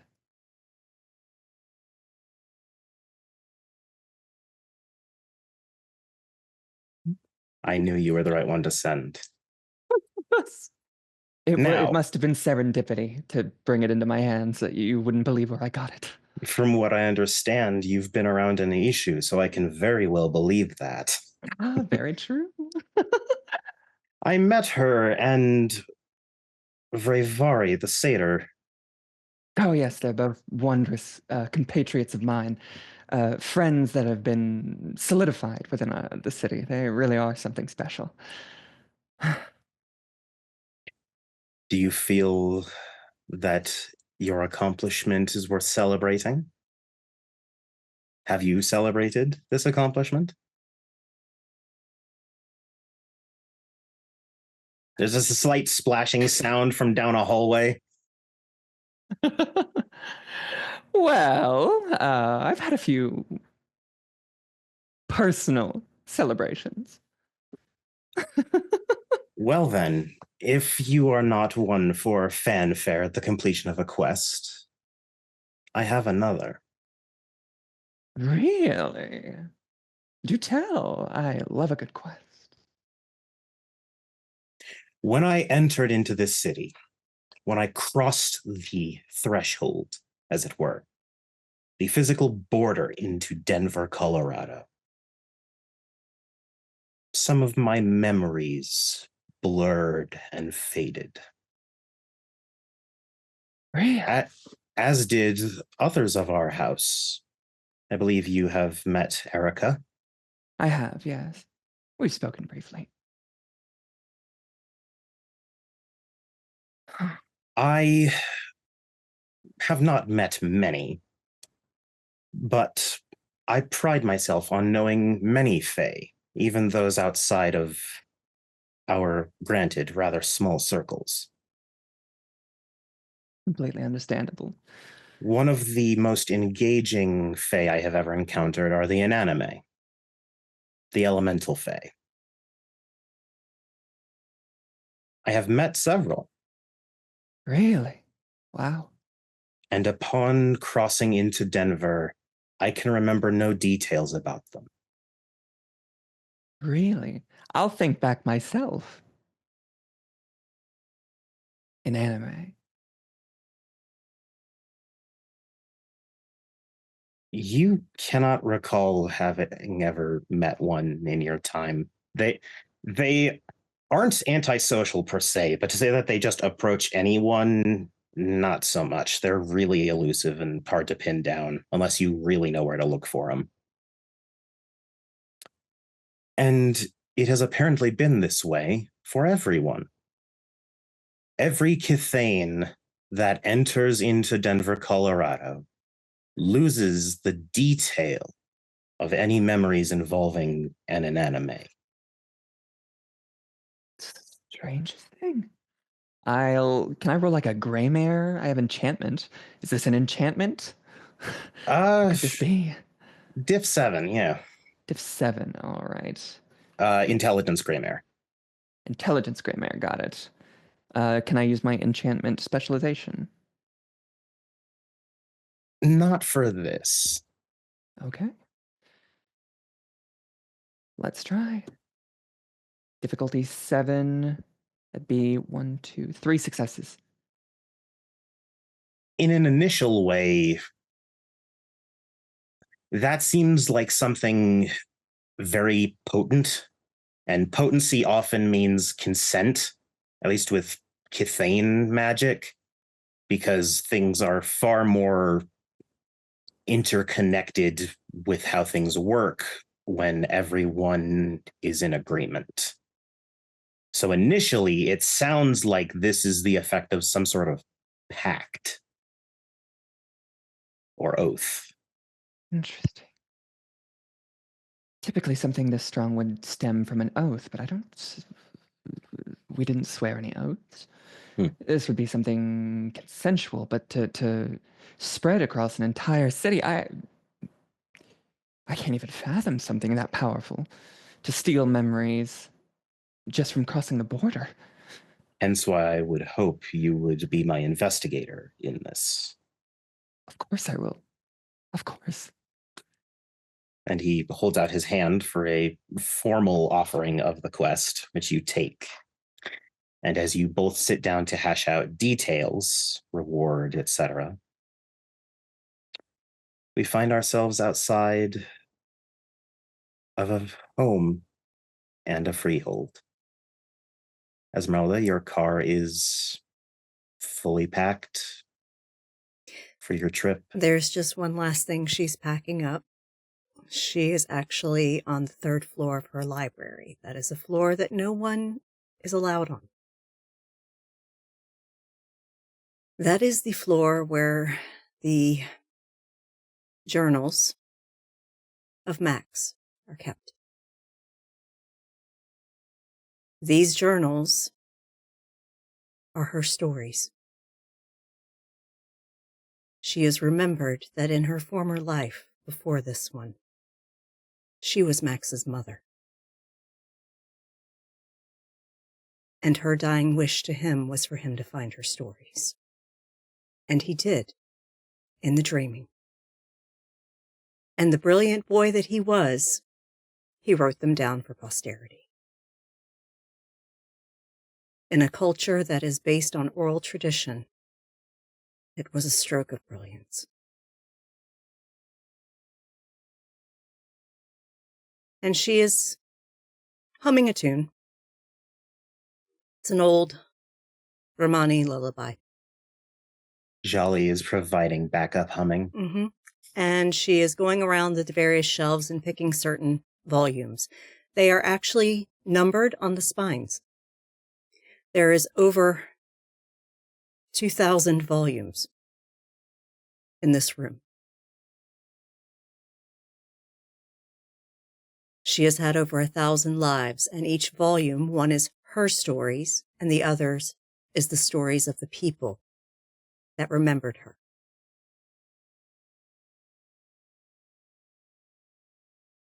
And she is going around picking certain ones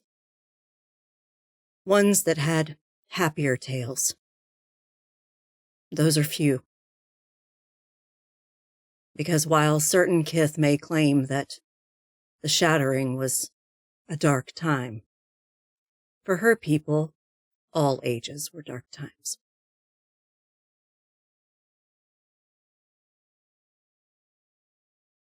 Lower down in the freehold, you hear first a knock and then a door open.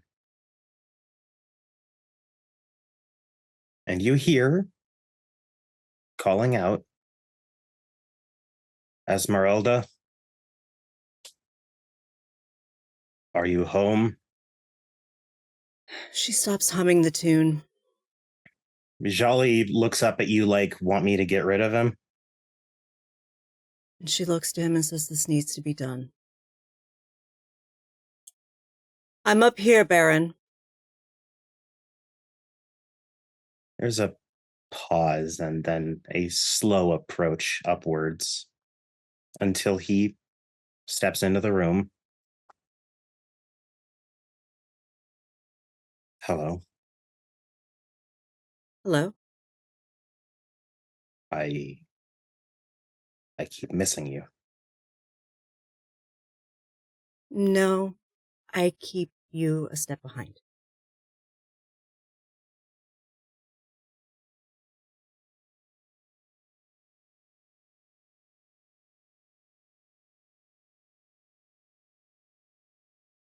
What do you need, Baron?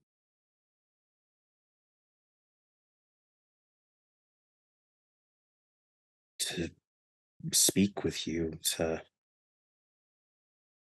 know what's going on. You've had 10 days to consider what's going on. What conclusions have you come to?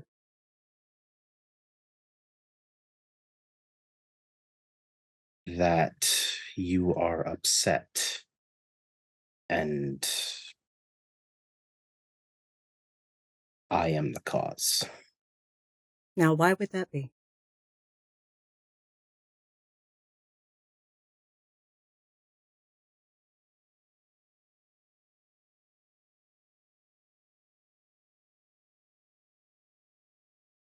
Because in sharing something with you, hurt you. And why would it hurt me?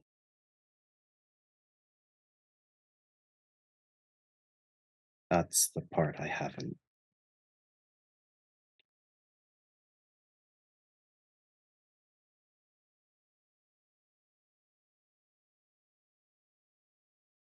She looks down to Jolly and says, go check on BB. Okay. As Jolly walks by, you hear something rip as he walks past Vincent. She grabs the journal she was going for, says, I really haven't had enough sleep for this, and says, please, let's have a seat and talk. And she puts, because she's had probably about 5 journals in her arms at this point, and she puts them down on the table in front of the sofa that's in the room. And she's actually wrapping the books in linen and packing them into an ornately carved chest. He would probably, if he looked at them, recognize that the binding of the book is very similar to the one that she read a story to him from very early in their courtship. For any writing that would be on those, is it written in English, Roma? The numbering is in English, and it is numbered. But he would notice that the book that if he had paid attention when she read him the story, the journal she had, that the story was in, was a numbered journal. Okay. And she's wrapping the books and placing them into the chest.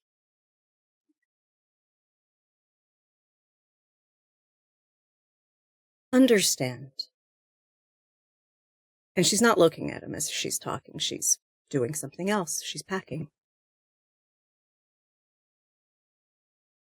I told you I loved you, not because I expected reciprocation. I told you so you'd know.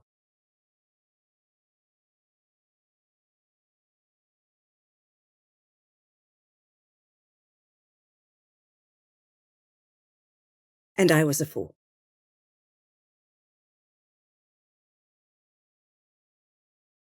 You are very good at going through the motions, Vincent. Very good.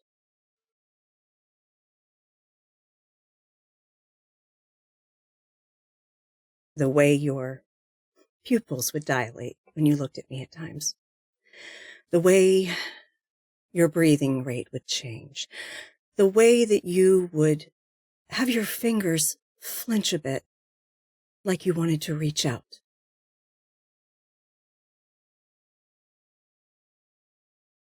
It was just enough to fool me.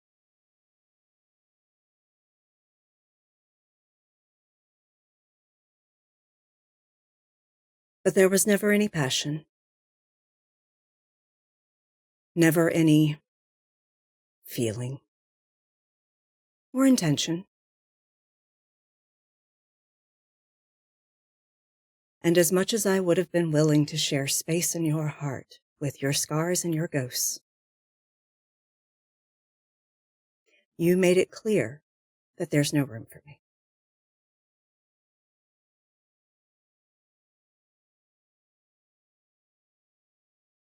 And she wraps the last of the volumes and puts it in the chest and closes the chest.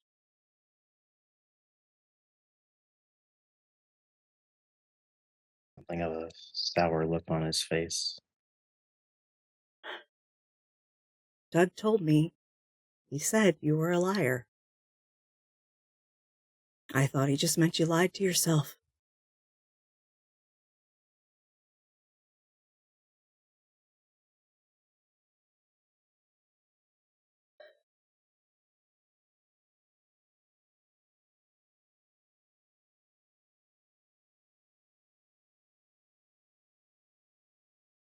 And the worst part is, none of that changes what I feel.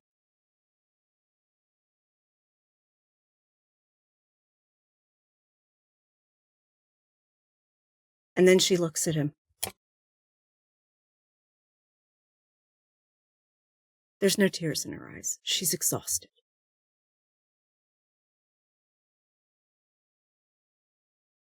And he can see it on her face. She is exhausted.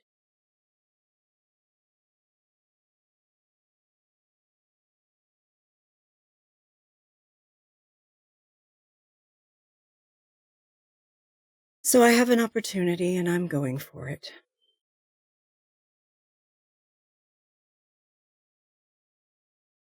Because every time I come home, my heart gets broken.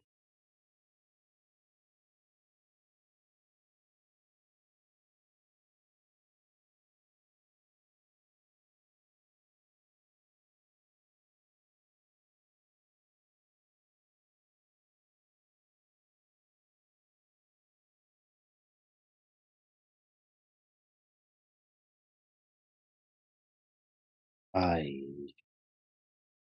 am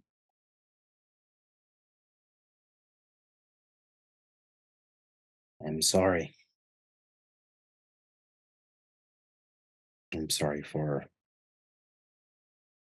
being a fool.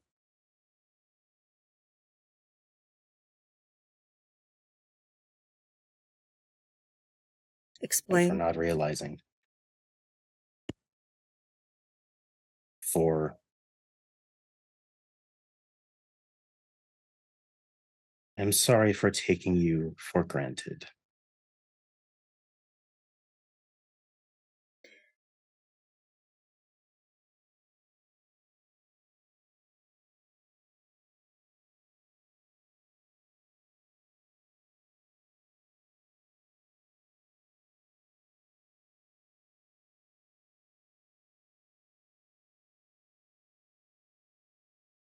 Yeah.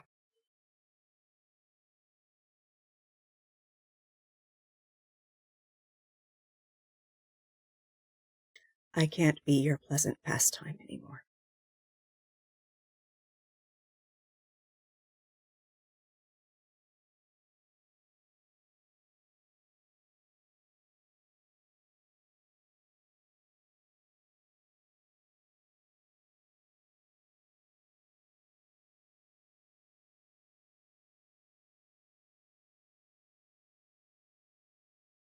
I've wanted to say it.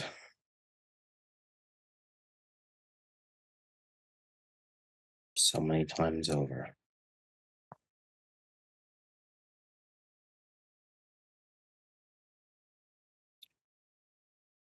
But if the compass is ever spinning,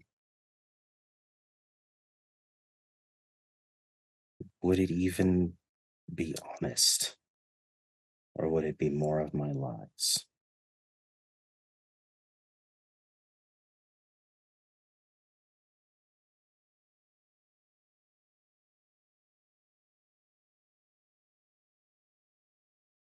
The compass will be true. Because I am almost honest to a fault. And it is my blood in it.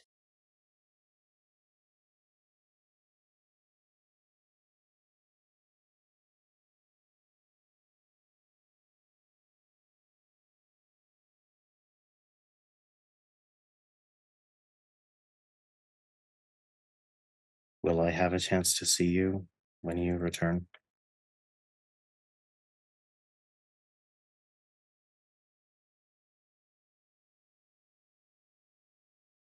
For what?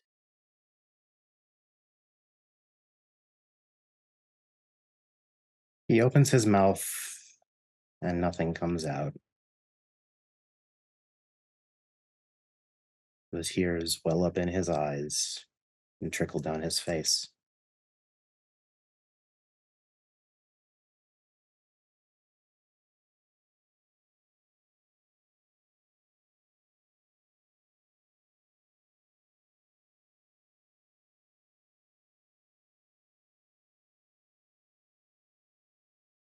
Because I love you too, Esmeralda. I love you, Priscilla Rowland.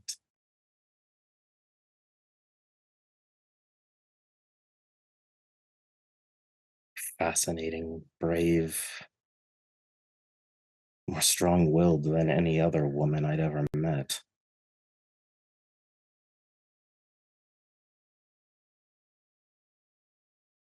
And I'm sorry I was too scared to say it.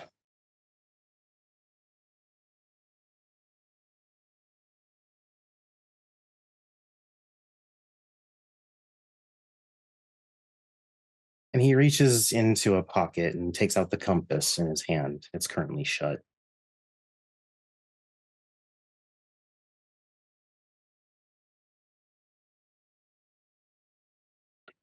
If you say no, I will understand.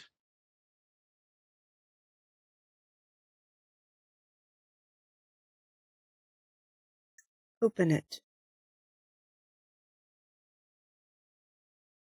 He does. And you both look down.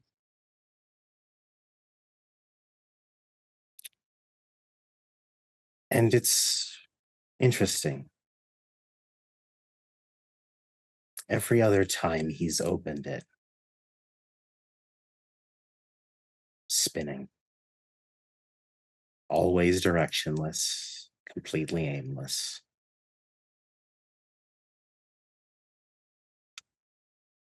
And even if you move an inch, the arrow corrects instantly.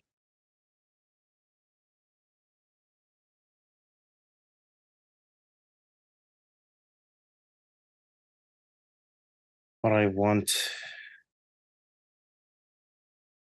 is you.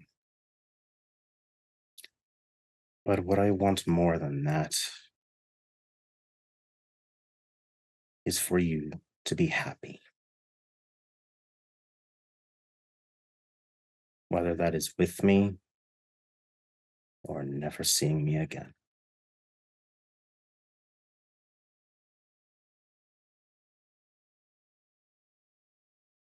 Come with me.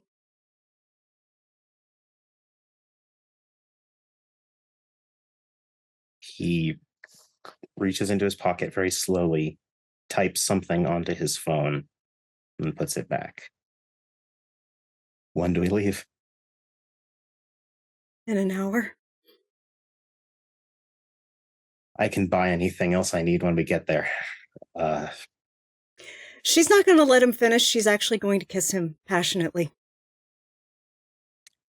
And for once in his goddamn life, he kisses back.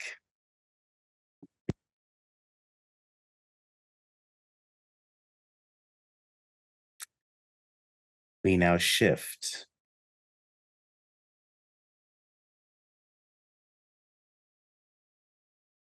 Ace. I'm guessing you're in your old room. I am. And they text Oscar and tell him about like half an hour before their mom's supposed to arrive home to meet Ace at their home half an hour before their mom gets home. Okay. Oscar, you arrive at a rather nice place. Like all things considered, a pretty penny went into this house. I've got the duffel bag slung over my shoulder, but there's definitely this shriveled look to him.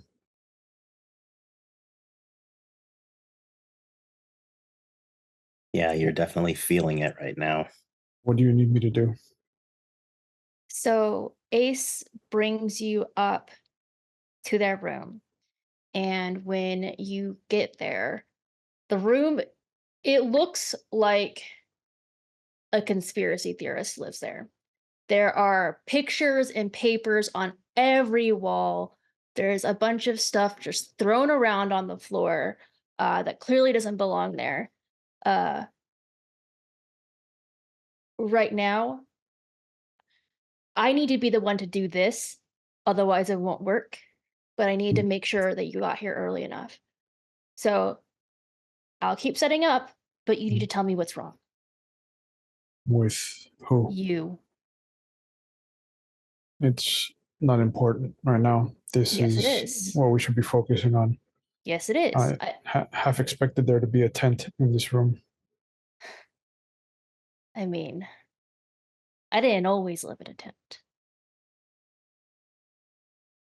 Makes sense. But Oscar, this friendship thing only works if you talk to me.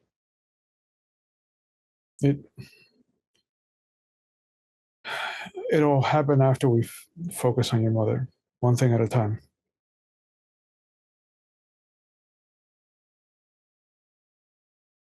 This If you is insist. a troll thing anyway. And he'll very slowly and almost labored remove the duffel bag and pull his axe out.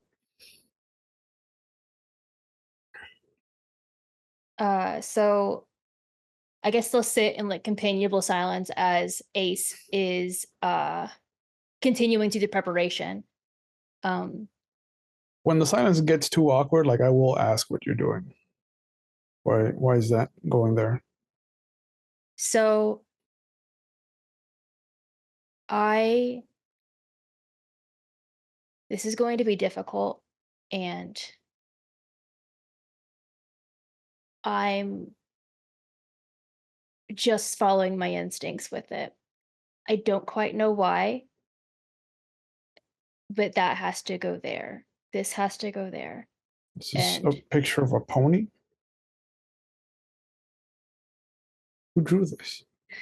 Anne, Okay. and would you look at that one?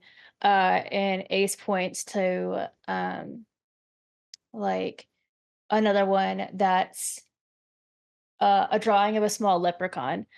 And Ace is like, I did that one when I was younger.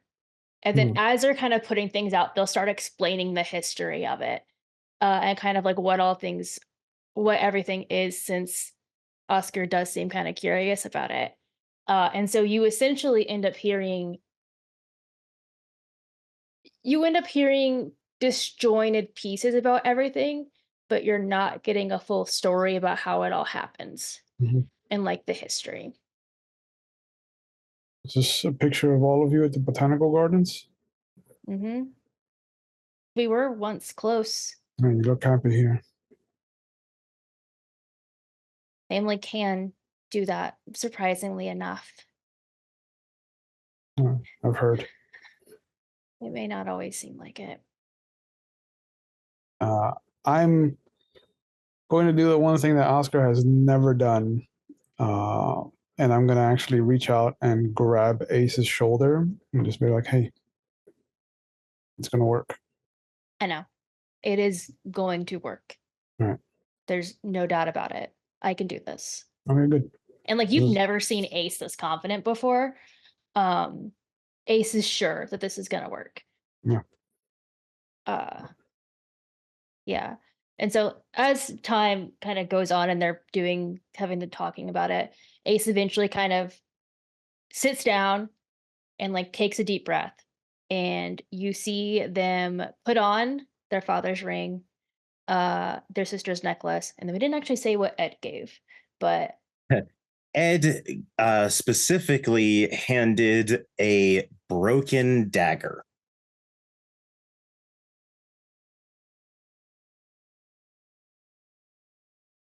okay. Like, it has maybe a couple centimeters of blade left, but Is it very sharp or is it dull?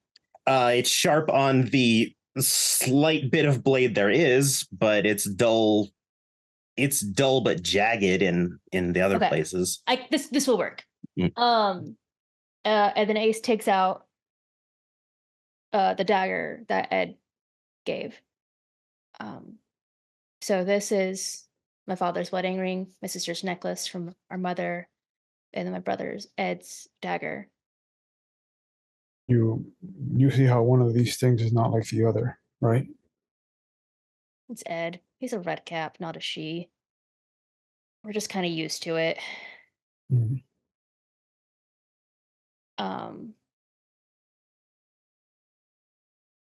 Yeah. What's your thing? So Ace then they put their backpacks on the floor, and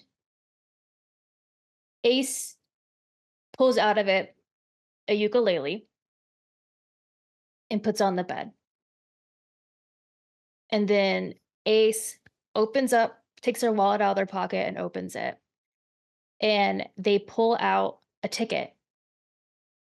That was the first ticket in their collection.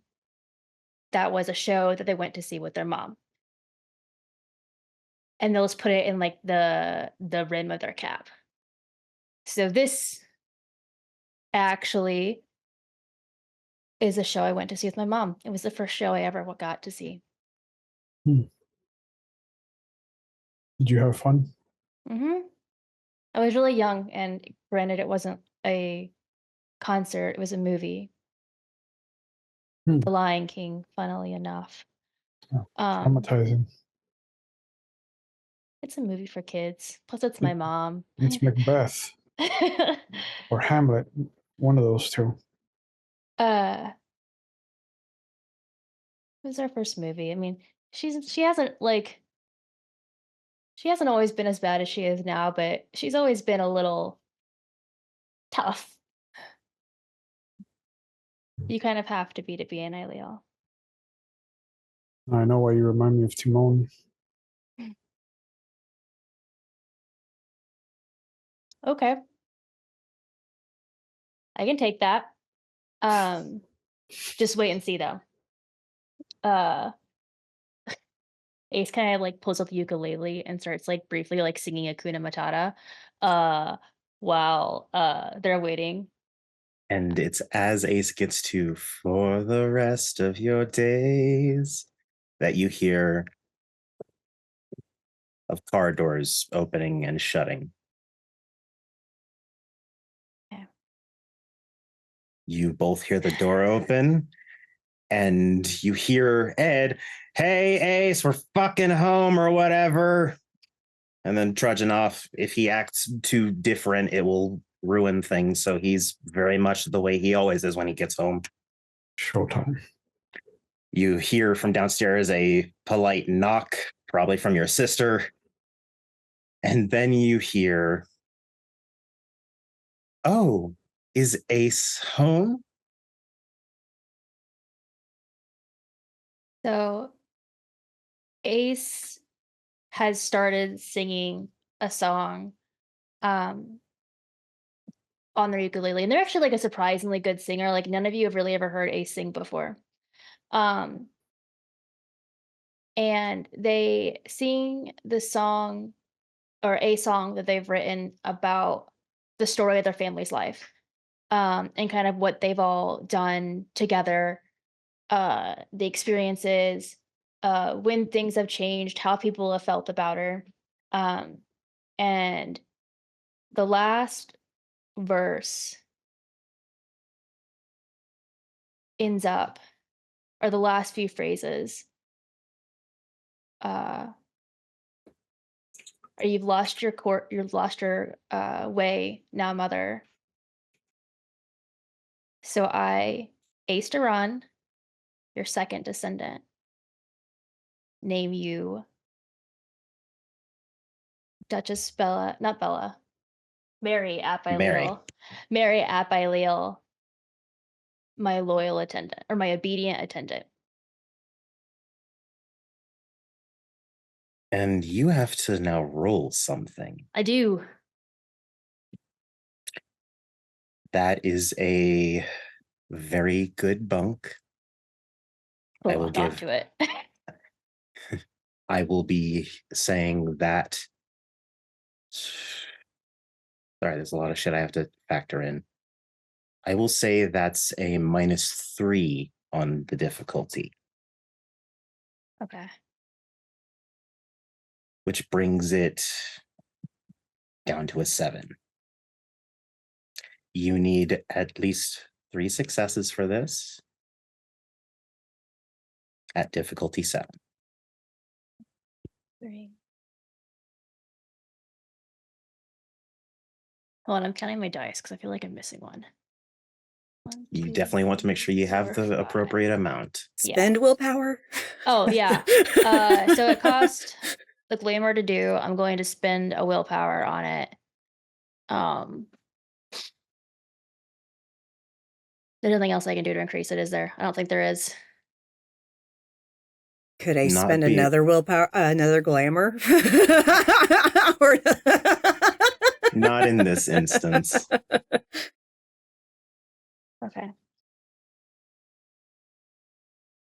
So I have one.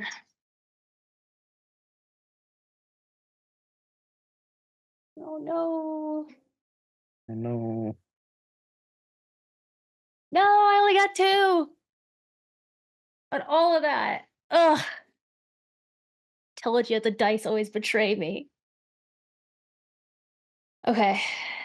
You feel the power flex. Hell, everyone does.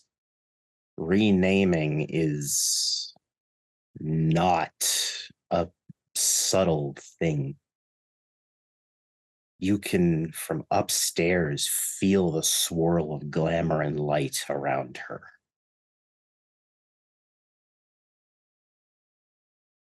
And just as abruptly as it appears, it fades. And you hear something from downstairs. Ace Doran!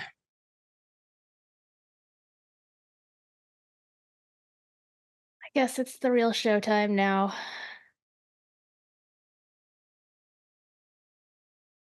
Down here now. You know?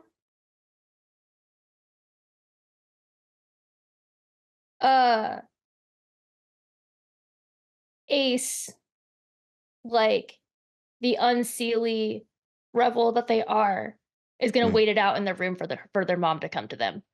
And have Oscar like be behind the door. Oh yeah, no. Okay. The second I see that you're not moving, I square up with the door. Okay. It does not take long before there is hurried, heavy, stomping steps. 2 people. As the door to your room, is it locked? No. Whips open, and your mother stands there. Duchess. Wild eyes. Inflamed. For those who don't know, when she get angry, it is Galadriel being offered the ring. There is intensity. In many ways, fire. Many say it as fire because it is like standing close to it. Their anger radiates off of them, especially ones who feel that they have the right to be so furious. And you see that she has brought your sister, who she is currently holding by the back of the neck. Her eyes narrow when she sees Oscar. Out of my way, troll. Oh.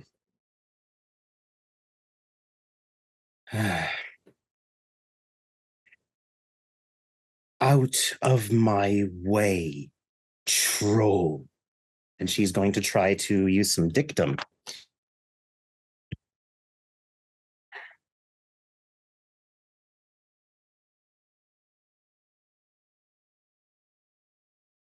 Oh my fucking God. So you guys know how I said that we couldn't have bad rolls this episode? I mean, I had a bad roll too, so it's even. Yeah, no, yeah. We're good.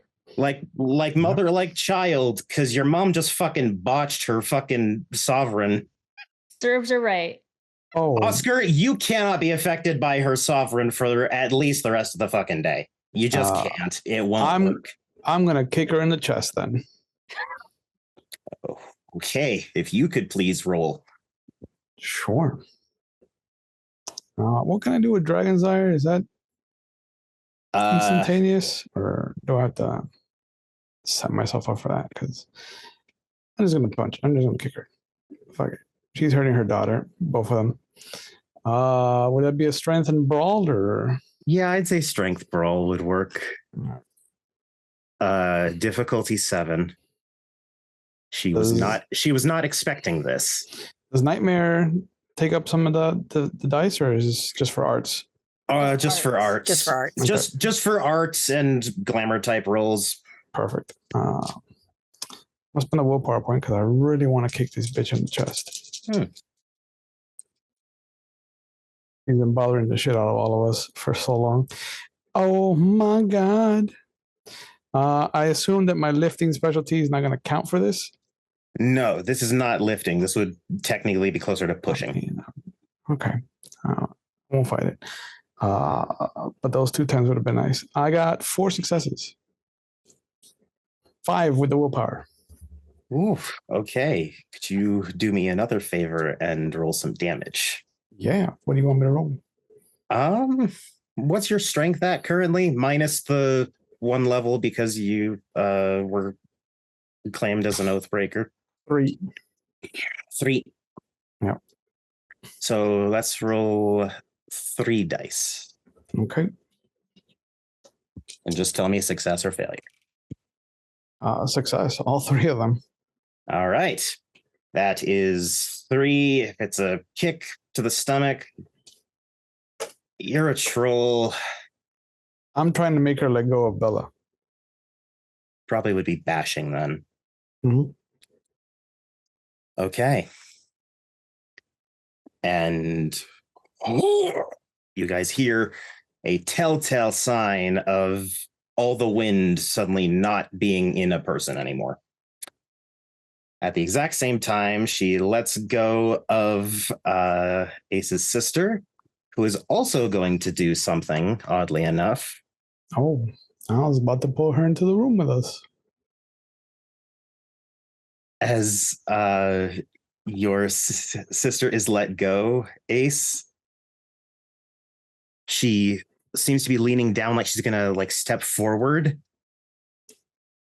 and then she whirls and flexes her wrist as a small knife comes out from her sleeve and stabs directly into your mom's shoulder. And you all can tell, just from looking at it, that was a chimerical blade. Which means that, of course... Yeah, that's too fucking perfect. The blade gets a clean hit. So she has taken 3 lethal and 3 bashing and 2 chimerical lethal damage. She is already fairly fucked up. Yield. She's not acknowledging anything anyone's saying right now. Ace, you have a second to do something should you wish.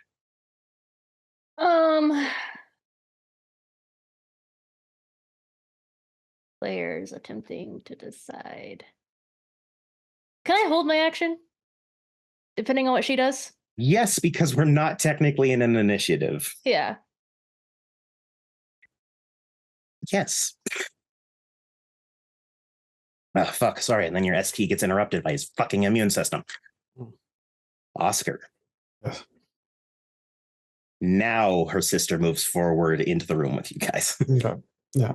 She's still just past the threshold, so all of you are technically in the room, but yeah.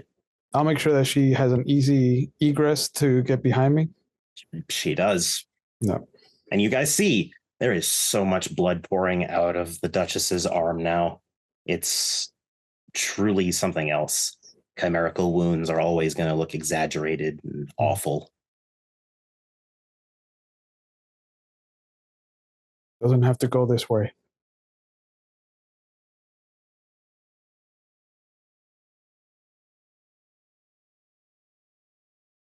Edward, mother needs assistance.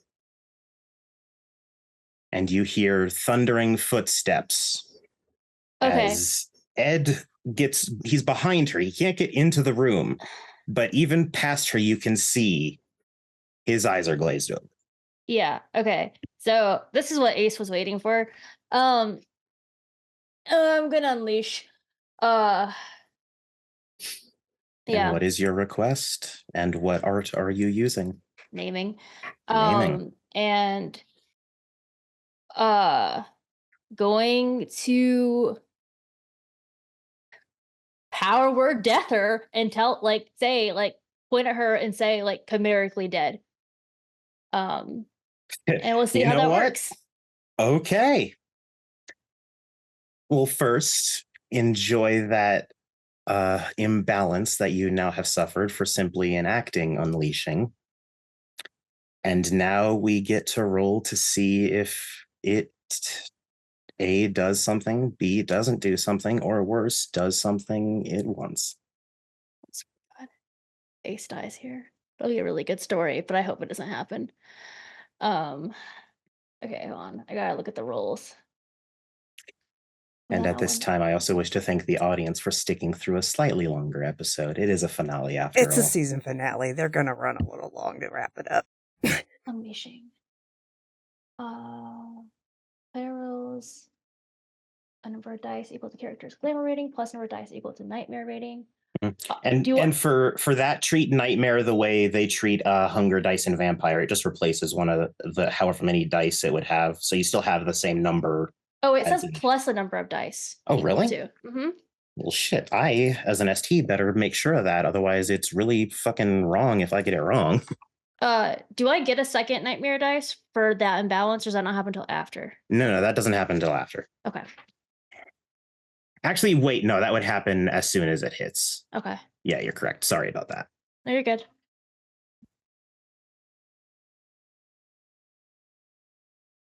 I'll be damned. It really says add. Yeah, okay. I'm just remembering that shit wrong. Go for it.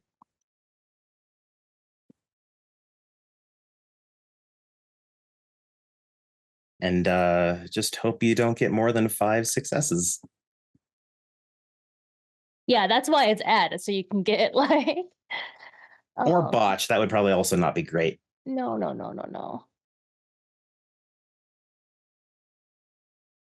Okay. Is it just above 6? Yes, they're just successes. Oh my goodness.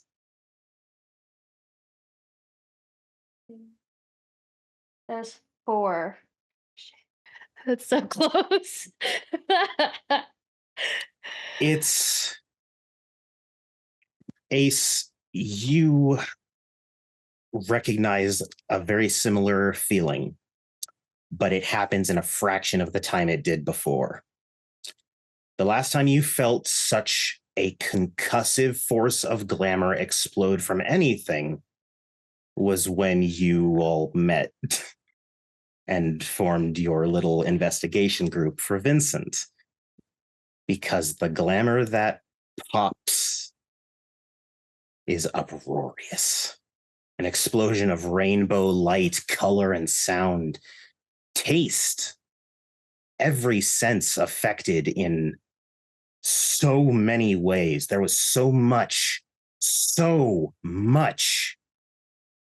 pressed neatly, perfectly packaged into the she that was your mother.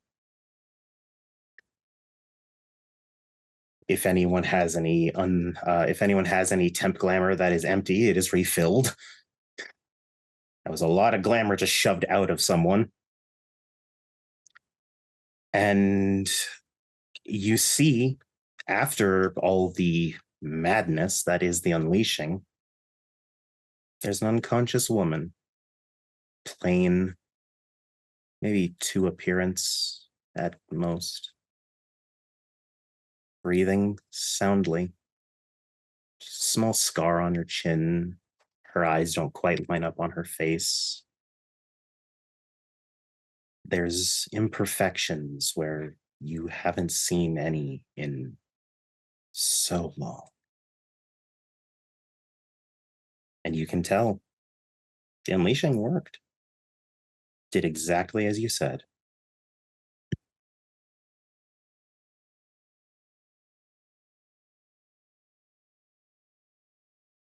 Are you two all right?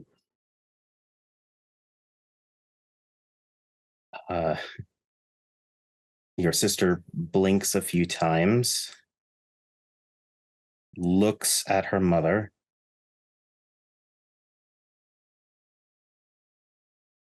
I am now. You see Ed standing there with like a little hatchet in his hand, which he hasn't put down. He's just eyes cutting between the other three people in the room right now. I'm just gonna hold up my axe. Mine's bigger. Don't try it. I don't remember running up here. And there's a slow trudging walk underneath as your father comes in. He stops for just a moment to brush some hair out of his wife's face as she's laying there on the floor. He then politely steps over her and walks over to you, Ace, and holds his arms out for a hug. Ace looks hesitant.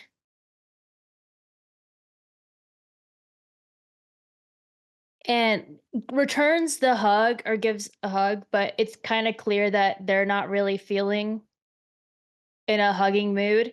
Mm-hmm. He doesn't do it for long. It's not like the one previously. It's much shorter, but it's still tight and reassuring.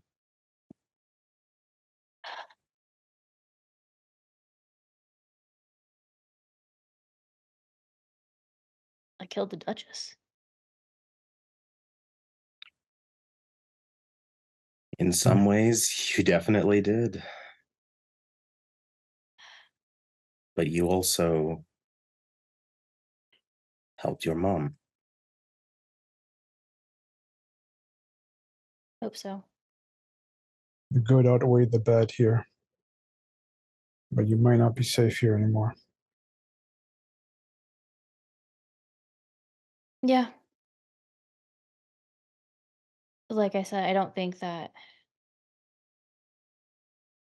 I guess you weren't here for that, Oscar. I don't think that it'll be good memory wise for any of us to be here. No, I feel it's best if we all... I can write to the house and explain what happened. There's no evidence of anything. Precisely. For as much as you never accepted the house, you were unfortunately raised around it. I mean, I also figured that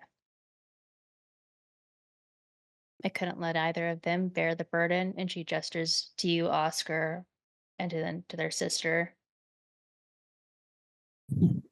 Your sister now finally, by the way, folds back her collapsible blade, and you hear a click, and then she just folds her hands in front of her.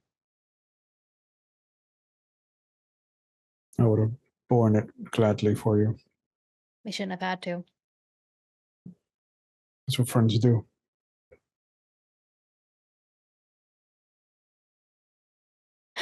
Sometimes you have to bear the burden.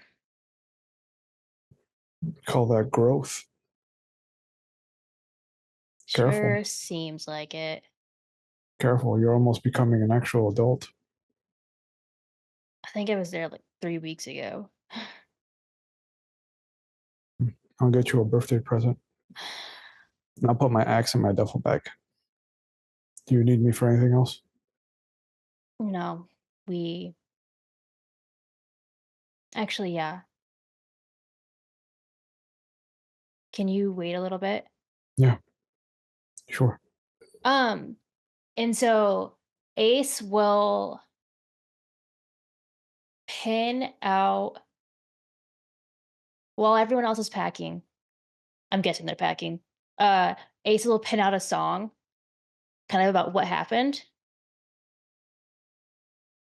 And then hands it to Oscar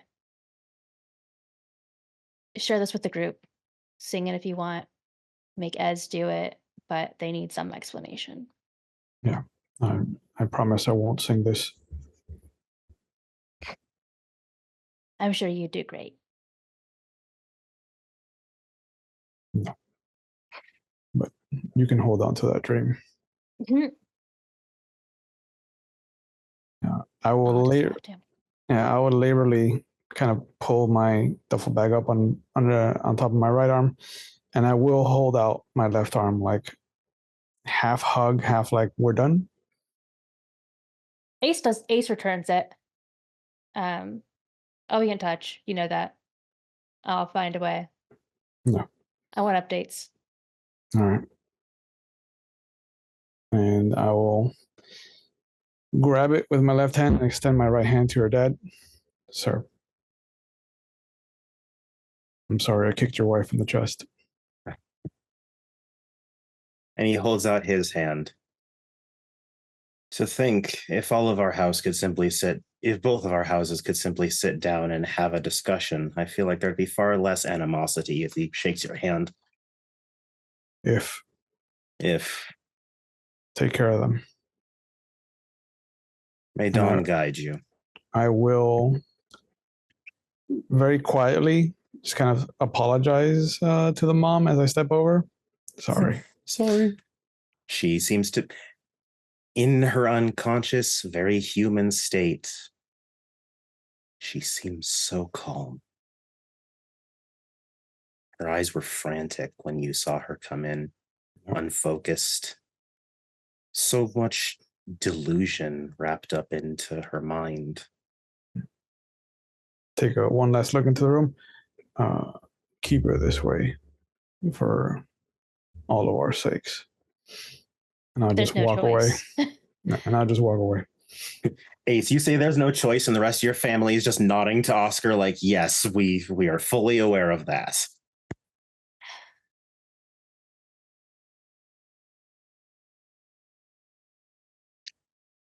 Ed turns and looks at you, Ace.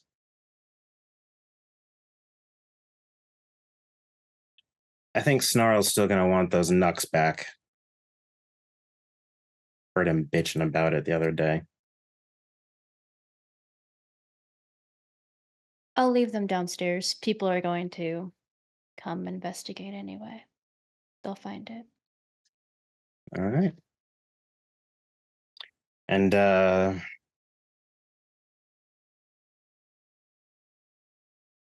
he sits there awkwardly standing next to you, sort of looking down at your mother before he punches you really hard in the shoulder. Good to have you back. Yeah, I saved you from hurting me, or attempting to anyway. Her orders. And he points to your sister. It was my orders, but thank God he's incompetent. We're gonna have to think of something to tell her. Passed out on a family trip to Colorado. I mean, memory loss be a thing. It'll be a step at a time.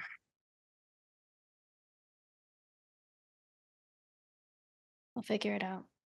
As a family now.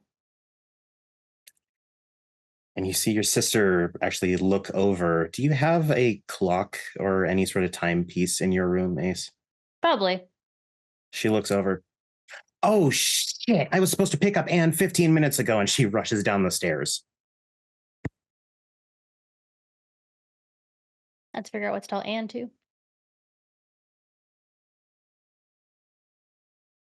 That her mom's going to be a little different for a bit until she stops being confused. My vote is saying that she fell down the stairs and hit her head. Amnesia. That's sound.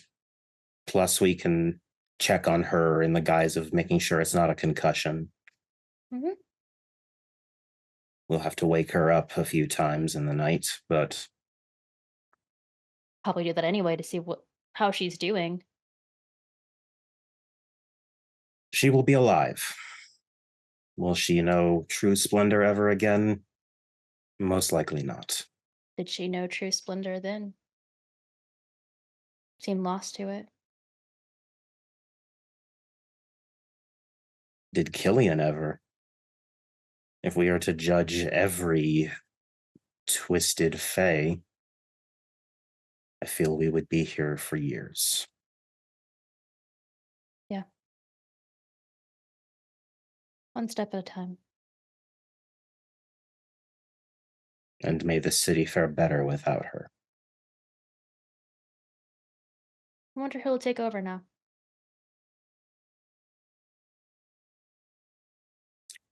Who knows? There's a rather large knocker population here.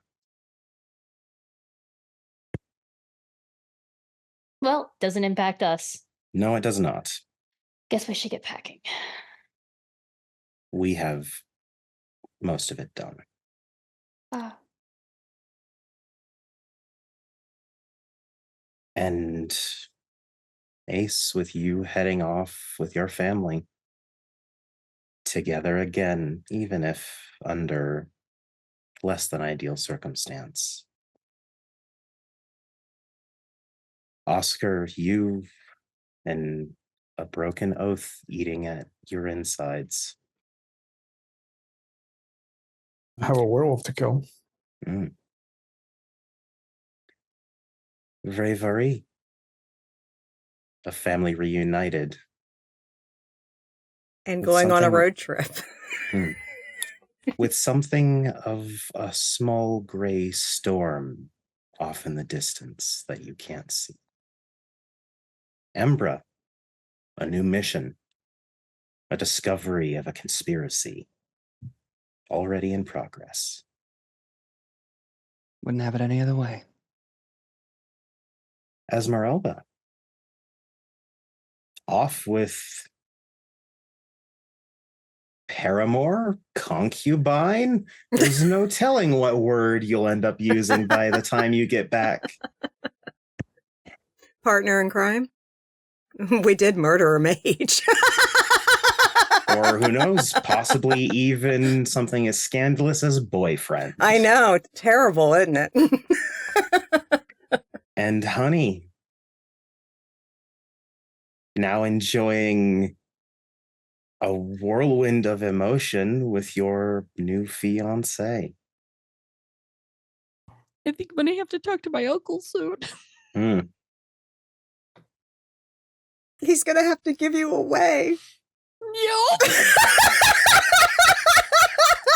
Oh God. What a good chat that's going to be. Huh? To a Baylor. Good thing he's a knocker. Let's May- fucking go. May also need to bring it up with your fucking, house. House. Oops. Fine, I don't know anything. I'm good. Good. Totally good. And with this bittersweet end to a rather wild season, you all were a fantastic cast for this. I'm spoiled every single time. And I want to thank the audience for tuning into this season. It's been fucking magnificent. So yeah, I am Maddox, your ever magnanimous storyteller, passing it off to Mama McStabber for the outro. All right. Well, thank you everyone for sticking with us for this slightly extended season finale. We appreciate it because I see the viewer counts. And let me tell you, y'all stuck it out. Thank you. I expected a drop, to be honest. Literally only like one or two. It was crazy. So yeah, join us on the Discord. That is where we hang out when we are not streaming. We'll be on a 2-week break on Wednesdays now that this is concluded. And then we're starting up with Mage on Wednesdays with Ravnos Archon. Yeah. But do join us on the Discord. That is where we post our casting calls. And there is currently an open and ongoing casting call for Call of Cthulhu 7E streamed on Saturdays at 3 p.m. Eastern, set in 1907 in London. So if you are interested in playing Call of Cthulhu, you need to be on the Discord and apply to Tis, who's posted the casting call. And also, we do occasionally do some stream Zoom hangouts with the community there. And when we're not streaming on Friday and Saturday evenings, because both Mama and Shanky have day jobs and we don't have the spoons during the week. So we do it on weekends. But right now we're streaming Fridays and Saturdays. So literally once we get a break from those streams, we will be possibly doing one. We may even do one actually not this Saturday, possibly the following Saturday, because we have a cast chat that is not streamed for Hidden City. On Saturday, but we might get one in soon. Also, if you would like to check out back episodes, go to our YouTube channel, McStabber Studios YouTube channel. Link is in chat right now. That channel has over 5 years of World of Darkness content, and Changeling itself will not be back until next year because we have so many WOD splats running on Wednesdays that literally each splat gets to go once a year. Gotta share the love and give STs an occasional break. Yeah. So you have plenty of time to catch up on this story. We've done 3 seasons so far. And of course, you can check out over 5 years worth of content. Lots of WOD splats, lots of independent games, lots of other games as well. Do check them out. And on the London Esoteric Society YouTube page, that is where our European GM, Dr. Tis, posts her content. She has a D&D 5e campaign that she ran with us that has concluded. She also has her London Esoteric Society, which is the Call of Cthulhu 7e game that streams on Saturdays. There's over 100 episodes of that so far posted on her YouTube. And there's also 7th Sea that was run in January on her YouTube and a few other games as well. So do give her some love too. And do check out our amazing friends who play with us and run games on our channel, but also do things on their own channels. Junie Von Esch, what you got going on? I strangle yarn because I need to. Life is crazy, and why not? So I make cute little things. I'm going to be starting a shawl soon. I make monster bags, and I also make cute little things that I may or may not use in other people's streams, like Ravenous Archon. All right, Ravenous Archon, what you got going on your channel? Oh, hi everybody. I do TTRPG stuff on my own channel that isn't Dungeons and Dragons. So I do Vampire the Masquerade 5th edition. I do Werewolf the Wild West, Scion 1st edition, Legend of the Five Rings, and 7th Sea, which will be coming back tomorrow. And then I have snuck into every single Wednesday splat here on the channel. And sometimes I show up on Friday to portray the best sire that there's ever been in Kansas. Yeah. That's a no. All right, Mischievous Red, what you got going on?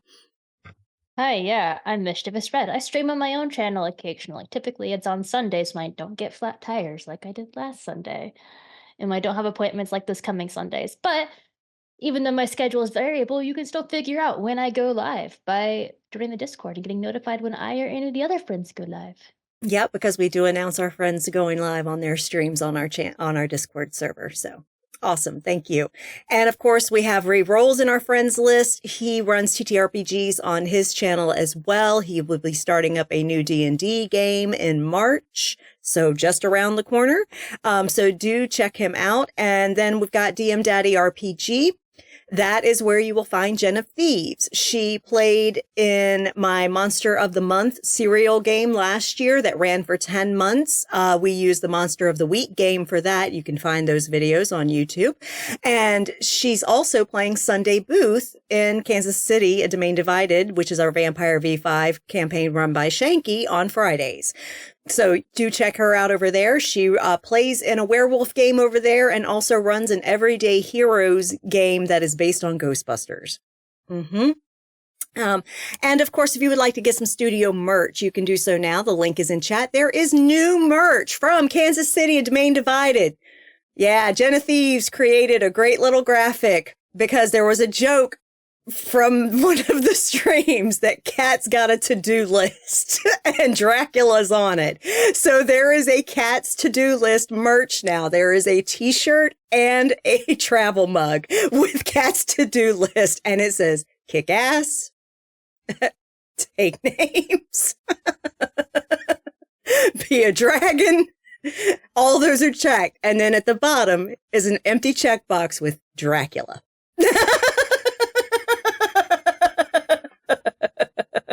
I mean, who wouldn't want to bang their hero? But you know.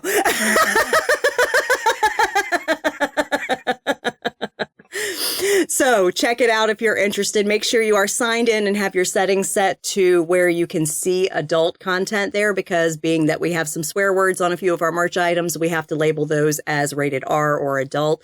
So do make sure you're signed in and have your settings set appropriate to see them.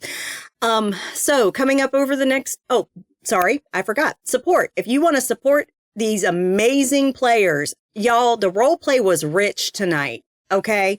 Show us your biddies. For real, bits and donations are distributed amongst our players here at McStabber Studios. And if you would like to support the channel itself, you can do so by subscribing here on Twitch. If you have Amazon Prime, you get 1 free subscription a month. You may consider giving it to us. Also, there is a special feature with Twitch now where you can pay, a fee and not see ads. That's valid too, but we don't get any of that. We get like pennies for that. But I will say, if that's what you need to do what you need to do. However, if you would like to donate directly to us without Twitch taking half, because Twitch is a nasty, ugly pimp, please go to our coffee page, our Ko-Fi page, and buy Mama a coffee. Please. But if you can't financially offer support at this time, we totally understand.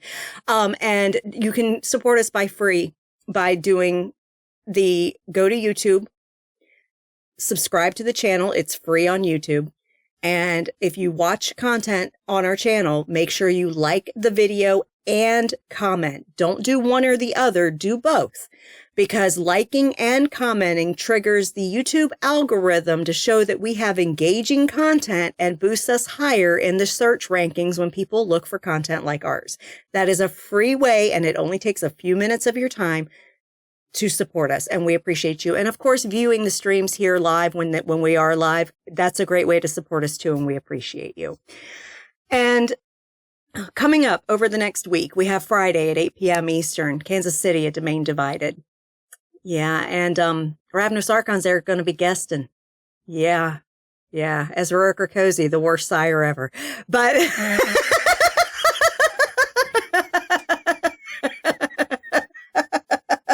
look out, everyone. Changelings avoid vampires for a reason. So yeah, that's going to be at 8 p.m. Eastern. And then on Saturday, I believe Call of Cthulhu is streaming this Saturday. I believe they're not going on break. Yep, we are playing this weekend, not next. So that's why I thought that the next one is the one y'all were off. So Call of Cthulhu will be streaming at 3 p.m. Eastern on Saturday. Join Tiss and her group of intrepid investigators as they are doing all the sus-ass shit that they should not be doing and learning that Cthulhu mythos. But there needs to be more cheese murders. Yeah, there needs to be more cheese murders. But it's a very fun game. Do check it out. Show your support to that crew. And then, yeah, that's going to be it for the upcoming week, because Hidden City is now on act break. We'll be back in a few weeks for that on Saturdays. Yep, for Act 3. But yeah, so that's it. And lastly, I'm going to say, make sure you take care of yourselves. It is rough pretty much everywhere right now. And literally lean on your support network if you have it. Whether that's friends, family, medical providers, mental health providers, whatever you have access to. But if you are in crisis, please get the help you need to work through that crisis. Right now in chat, there is a listing of organizations that you can call or text 24 hours a day, 7 days a week. And if those organizations do not suit your needs, or you are watching on YouTube and can't see our Twitch chat, or you are outside of the US, please go to findahelpline.com. You can go there. They have listings for crisis support organizations in over 140 countries. Please search for your location, find your resources, utilize them. Those organizations are staffed by people that want to help you. Let them help you. that is so important when you are in crisis is to let the people that want to help you. Don't isolate. Okay? We are not islands unto ourselves. So, and I'm Mom McStabber, I'm a registered nurse. Please get your vaccines. It's real fucking important. Flu this year has been fucking ravaging people.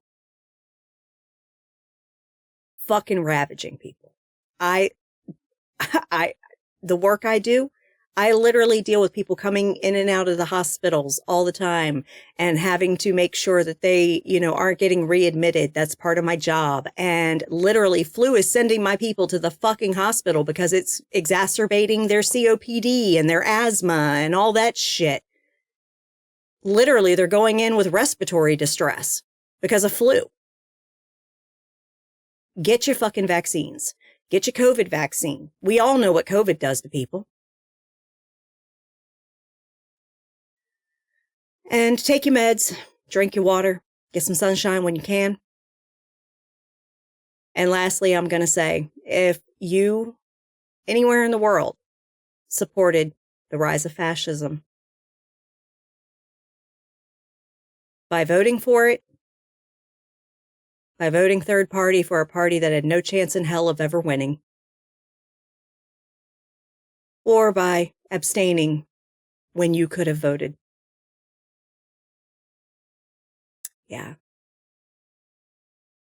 Yeah, go to hell. For the rest of us, we've got to pull together. We've got to get through this together. We need good people to make it to the other side. Said with all sincerity, y'all have a good night.